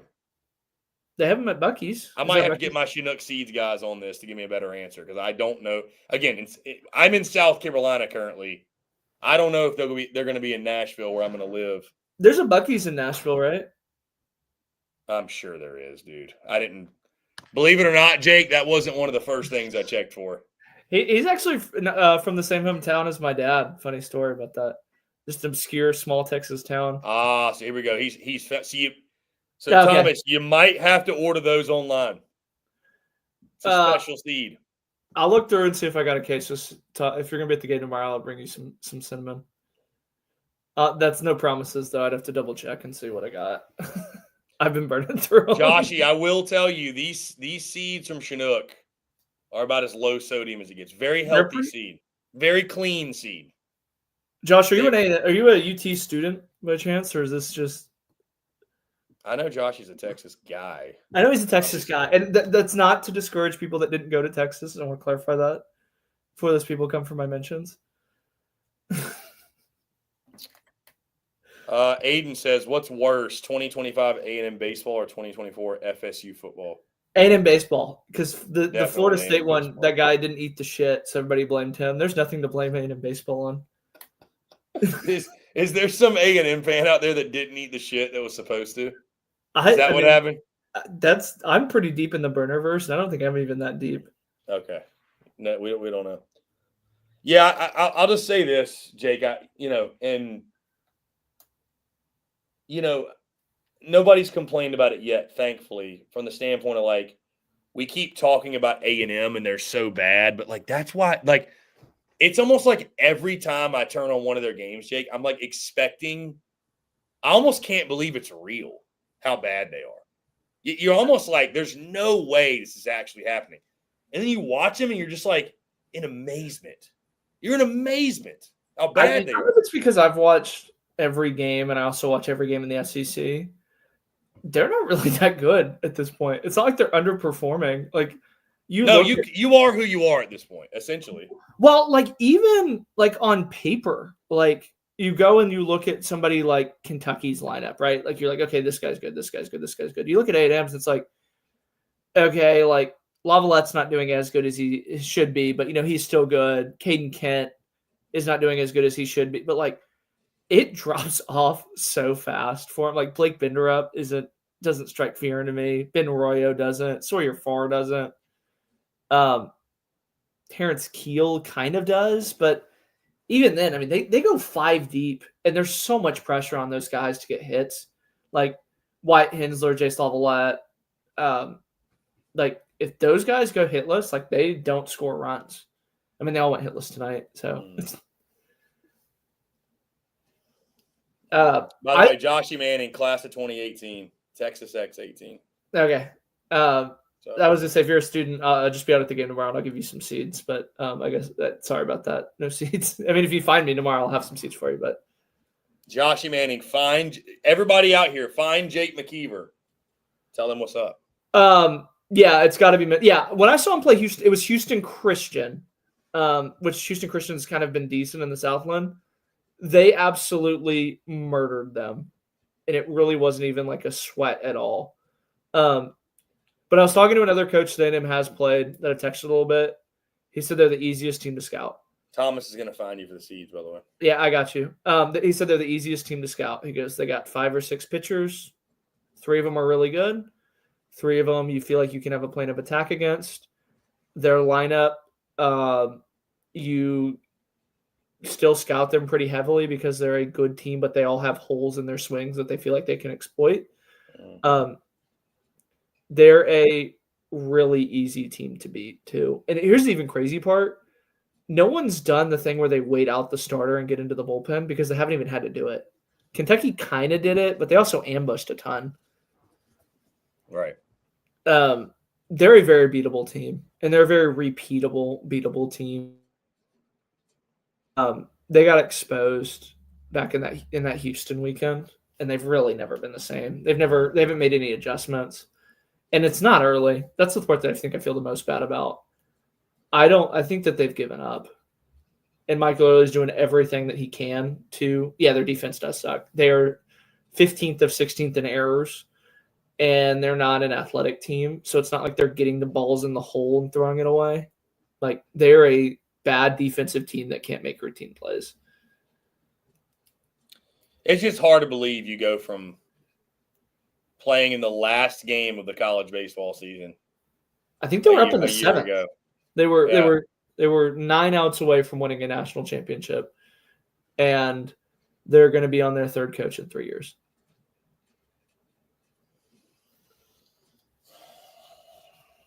It's wild. Absolutely wild. Who would have ever thunk it? Who'd ever thunk it? Whoever whichever one of these Texas fans went and paid some lady down on South Congress to put a hex on A&M. Something, dude. That some Texas fan out there. Did y'all see the most diabolical prayer of all time? Because my God, it is working at every turn. Oklahoma, A&M, Texas Tech. You can get you some. Everybody. Did you see the hate that Billy Lucci got after they didn't hire Chris Beard? That they said it was somehow Billy's fault they didn't get Chris Beard. Dude, I see that was the most outrageous thing. I see a lot of shit from Aggie Twitter, man, like going after Lucci and them. It's crazy, bro. It's like, I can't even fathom. I'm sure maybe you've done it, Jake. I can't fathom what their boards look like. I cannot. Well, they're free students, I believe. Someone told me on that. That's a little bit more. Like I said, I'm an A&M transfer, so I didn't get too diehard. But they're just a cesspool of just nonsense. The worst are the Olin Buchanan politics stuff. Like I'm not even on TexAgs, and I've heard that that's like the worst one. Jeez. So it's Friday night. Let's not overreact to time. What's your top 5 right now in the country? Tennessee staying at 1. Tennessee's at 1. I will keep. Let's not overreact. You said right. So I'll keep Arkansas at 2. Texas at 3. Clemson, Florida State. One of those two. I'll go Clemson 4. See, I'm going to put LSU 5. I got LSU pretty. I kind of talked myself into LSU being really bad this weekend, by the way. But see, then again, if we're not overreacting, I'd probably still put Georgia 5. What if Georgia comes back and wins the next 2 games? I have LSU at 8 behind Alabama. I'm probably that was my bad. I mean, what, dude? You didn't know they're going to lose 10-0 tonight. Maybe Jay Johnson. Our guy Danny Dick, $2 super chat. Thank you, Danny. We appreciate you. The players that have 0 pride at Texas A&M. Some of them do. Some of them don't. I'll leave it at that. Some of them are still scratching and clawing and fighting. I can't imagine what their practices look like right now. It's just hard. That's just hard to believe, man. Because it looked like last year they had like such great culture, you know? Yes, but in 23 they had terrible culture. That's the thing that a lot of people kind of forget about, is that they were a shit show in 23. Yeah. Yeah. Austin said LSU behind Bama is crazy. Can you explain why? They weren't going to let you off the hook for that one. Well, right now they're not. But you were lower on LSU coming into this weekend. Yes. I really liked Bama's lineup a little bit more than LSU's. I thought the pitching, while it was very comparable, I felt like LSU's pitching got really exposed in that Texas weekend, which, granted, Texas is a very good team, but I mean, they didn't really blow them out on Friday night, and Jared Spencer walked a ton of guys. It felt like they were very passive. That was my logic behind it, is I feel like Bama was a better attack. And honestly, I thought Bama would beat LSU in a series. I look really stupid right now. Our guy Thomas Anderson, by the way, thank you for the $4.99 super chat. I didn't mean to cut you off. He said they don't show up for some reason. He's right here. Top 3 starters in the SEC. Boy, Jared Spencer sure looked good. Cade Anderson sure looked good. Yeah, Cade Anderson. Let me see. Hold on. I have my graphic from a few weeks ago. I can go off that. Top 3 in no particular order. Cade Anderson. I think I'd still put Kyson Witherspoon up there. I still really like his game, dude. And then probably Liam Doyle. I really like Zane Adams. It's not Ryan Prager anymore. Ryan Prager, his velo is down too much. Liam Doyle, whoever Arkansas runs out there, Gabe Gackler, Zach Root, one of those. Hunter Elliott, I think, is an underrated one. Pico Khan's another underrated one. I'll go Cade Anderson, Pico Khan, Hunter Elliott, just because Spencer had that one bad weekend. None of us mentioning Jared Spencer is interesting. He had that bad weekend against LSU a few weeks ago. I think that he's, and this is very, very, very critical because the top 3, I feel and like you have to be. Yeah, you have to be. Yeah, I think he's like 4 or 5. That's what I would say. And again, that's like completely nitpicking for no reason.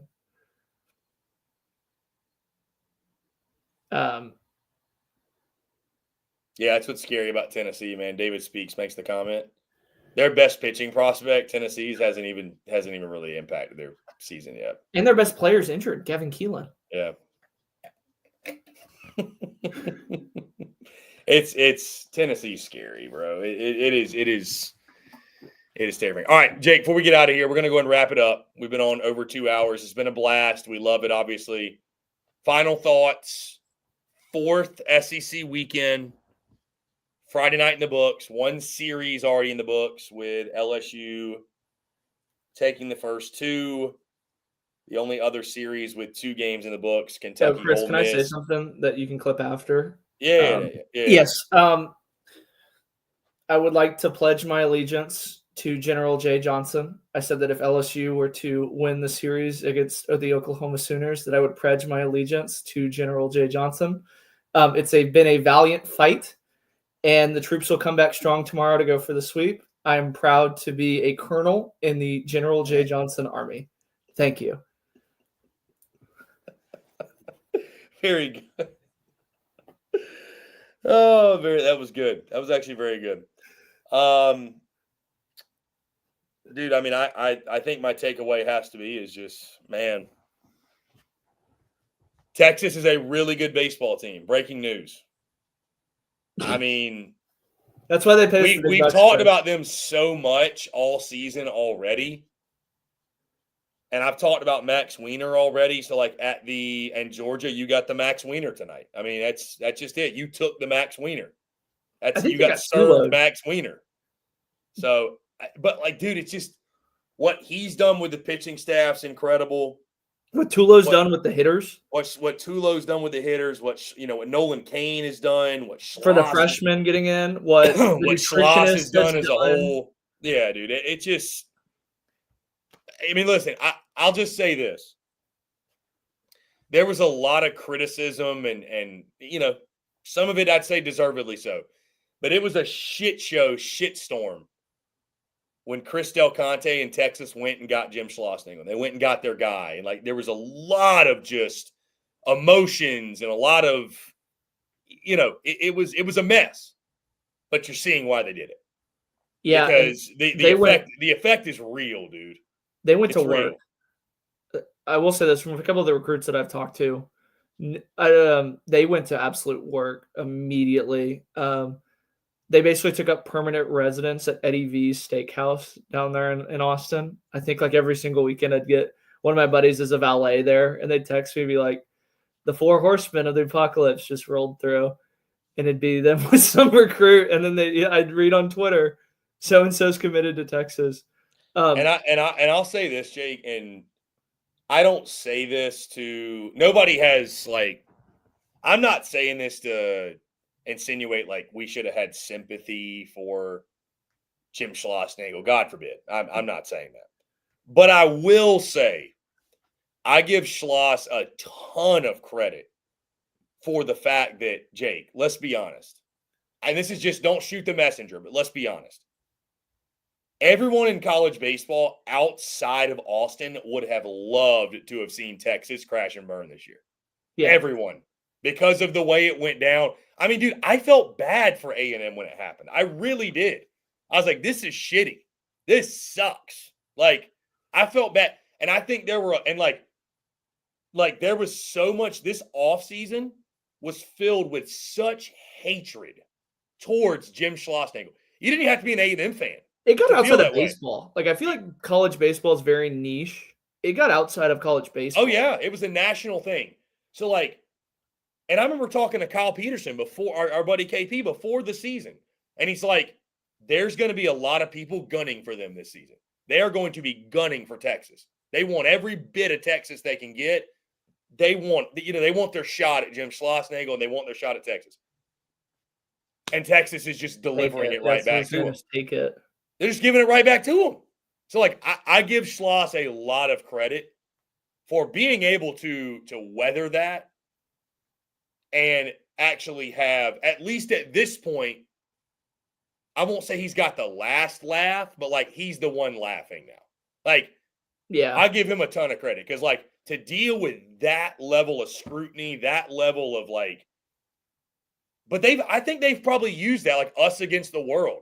It's us against everybody else. Everybody they really have. It kind of fits in well. Like, everybody was coming at Schloss.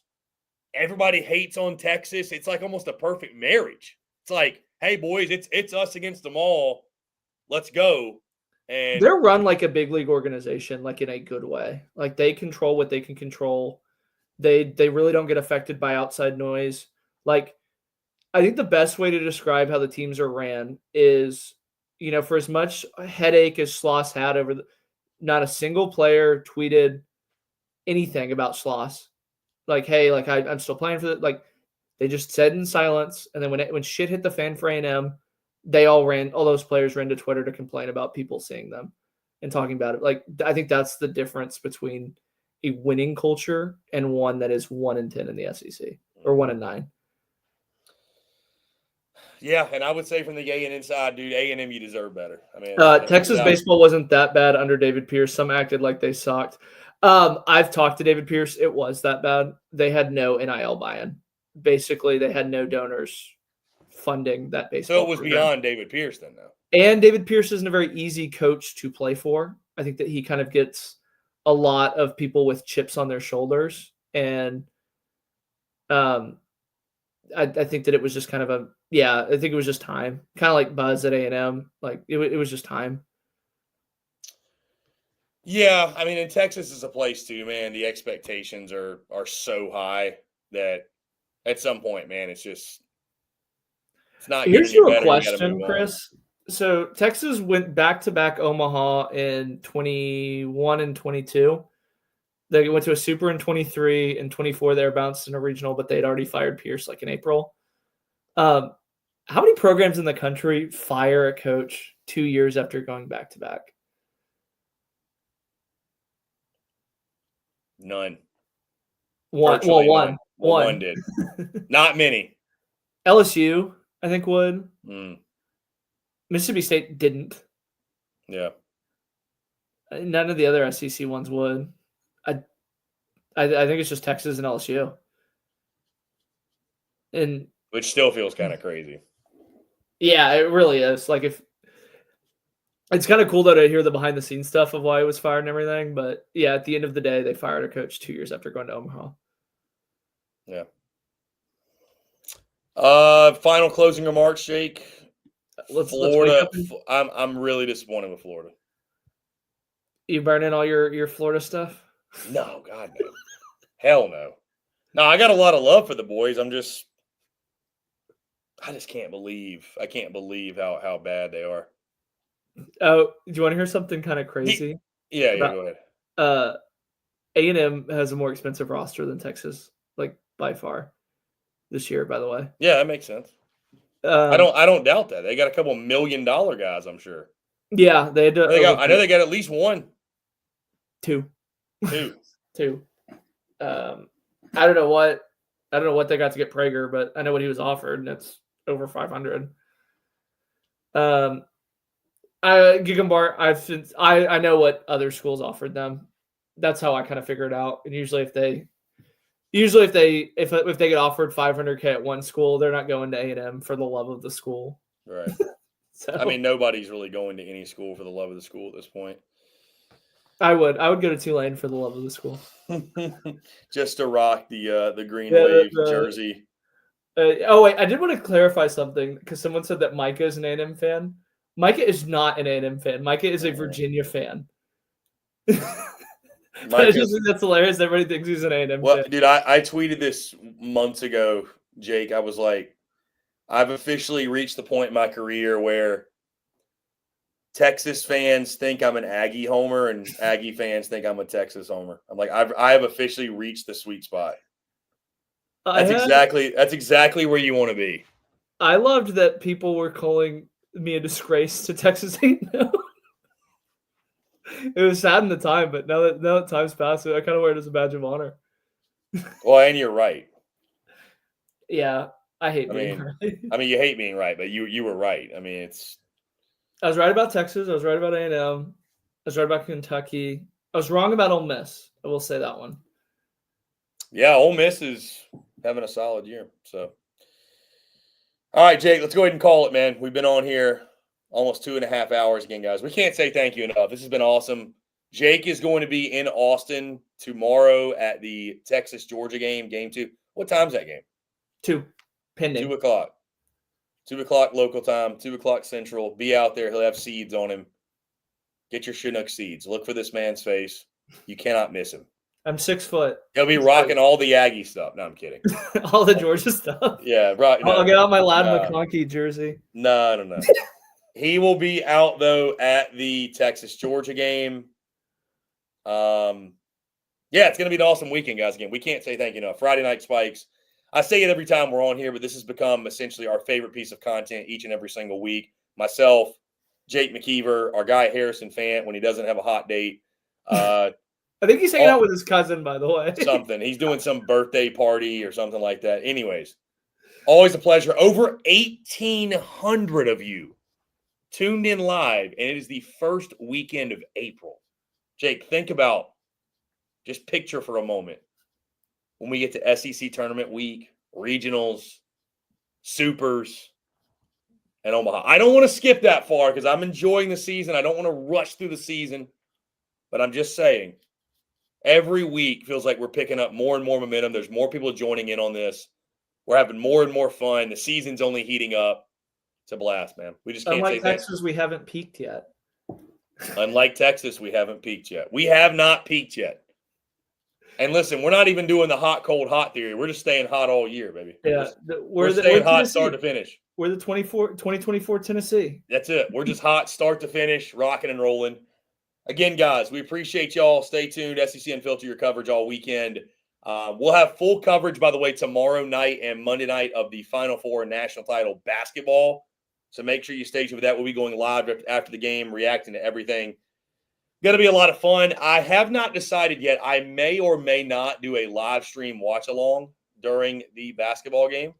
So just stay tuned. I think I probably am, which I think will be a lot of fun. So stay tuned for that. Outside of that, yeah, the wind-up will return on Monday. What are you doing, the Gators? Oh, you're going Gators against Auburn. Yeah. You're going Gators. I also picked Florida, so we'll see. I don't care about who's on the other side. Probably gonna throw a bet on Florida too. Can I say something kind of embarrassing, Chris? Go ahead. Someone asked me about my bracket, and I thought the tournament was over on Wednesday. I mean, dude, that is kind of embarrassing, but I'll be honest. Like, I'm not a. I thought it was over.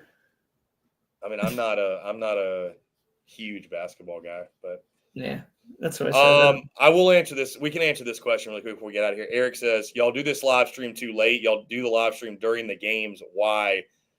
Well, it's a Friday night live stream, and it's pretty much impossible to not stream while some games are on.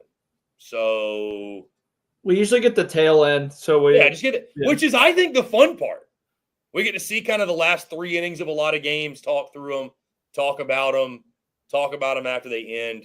I mean, y'all can tell us if y'all hate it, but based off the numbers, I think people are fine with the time. Plus, Friday Night Spikes, it's just a beautiful thing, and it fits in well. We need some Friday Night Spikes merch, Chris. You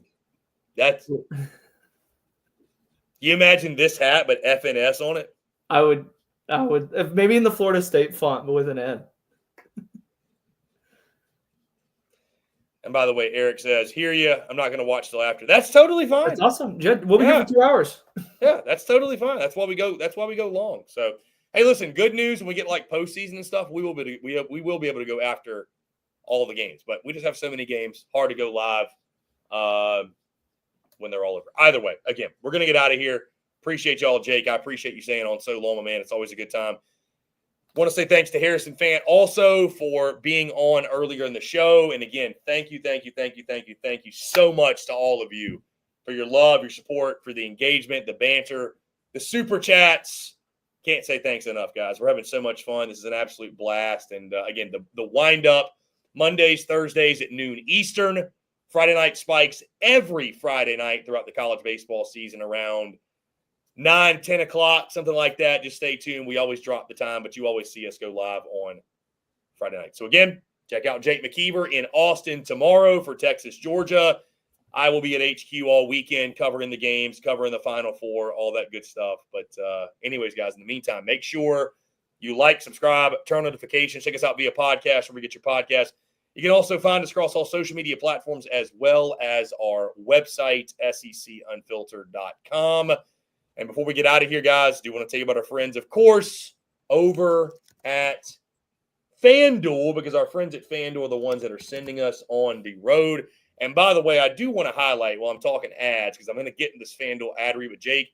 I just got a notification, just got an email, because I just checked my email. Someone went to ChinookSeedery.com and used promo code SECU to buy them. There we go. So thank you. Thank you for doing that. If you want your seeds, ChinookSeedery.com, use promo code SECU, 10% off. But again, guys, before we get out of here, brought to you by FanDuel. This bracket season, FanDuel's letting you make the call, because right now, new customers can get $200 in bonus bets when your first $5 bet wins. That's $200 extra bucks to bet on everything, from clutch shots to last-second heartbreaks, and even who's cutting down the nets. If you've been waiting to join, there's no better time. There's tourney action almost every day, and FanDuel has amazing bet types like spreads, totals, game props, so much more. I will be dropping my official bets for tomorrow night's game. My guy Dave Shoemate will as well. Taylor Fadus, whatever you want to do. Whatever you do, just make sure you visit FanDuel.com/SECU and get in on the college hoops action all tourney long. Must be 21 and up and present in select states, or 18 and up and present in D.C.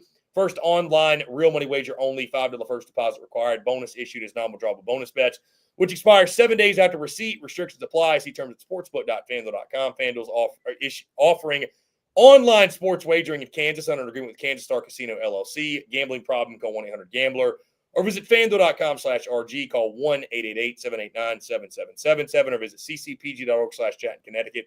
Or visit mdgamblinghelp.org in Maryland. Hope is here. Visit gamblinghelplinema.org. Or call 800-327-5050 for 24/7 support in Massachusetts. Or call 1-8778-HOPE-NY or text HOPE-NY in New York. And Jake Mckeever, we read the disclaimer so we don't get sued like our friend Pat McAfee is going through right now. Anyways, again, Jake, any final words before we get out of here? Friday Night Spikes merch. That's your final Friday Night word. Spikes merch. Bowling Green. Take Bowling Green tomorrow to bounce back. This is not gambling advice, but Bowling Green money line. I might need to call the number. It's there. It's there. It's there. Anyways, all right, on that note, take Bowling Green. Guys, again, thank y'all so much. Appreciate y'all. Have a great night. Jake Mckeever in Austin, check him out. Follow along with us, all those social platforms, podcasts, YouTube, etc. Get some rest. We will talk to you all on Monday on the wind up. Y'all be good. Take care.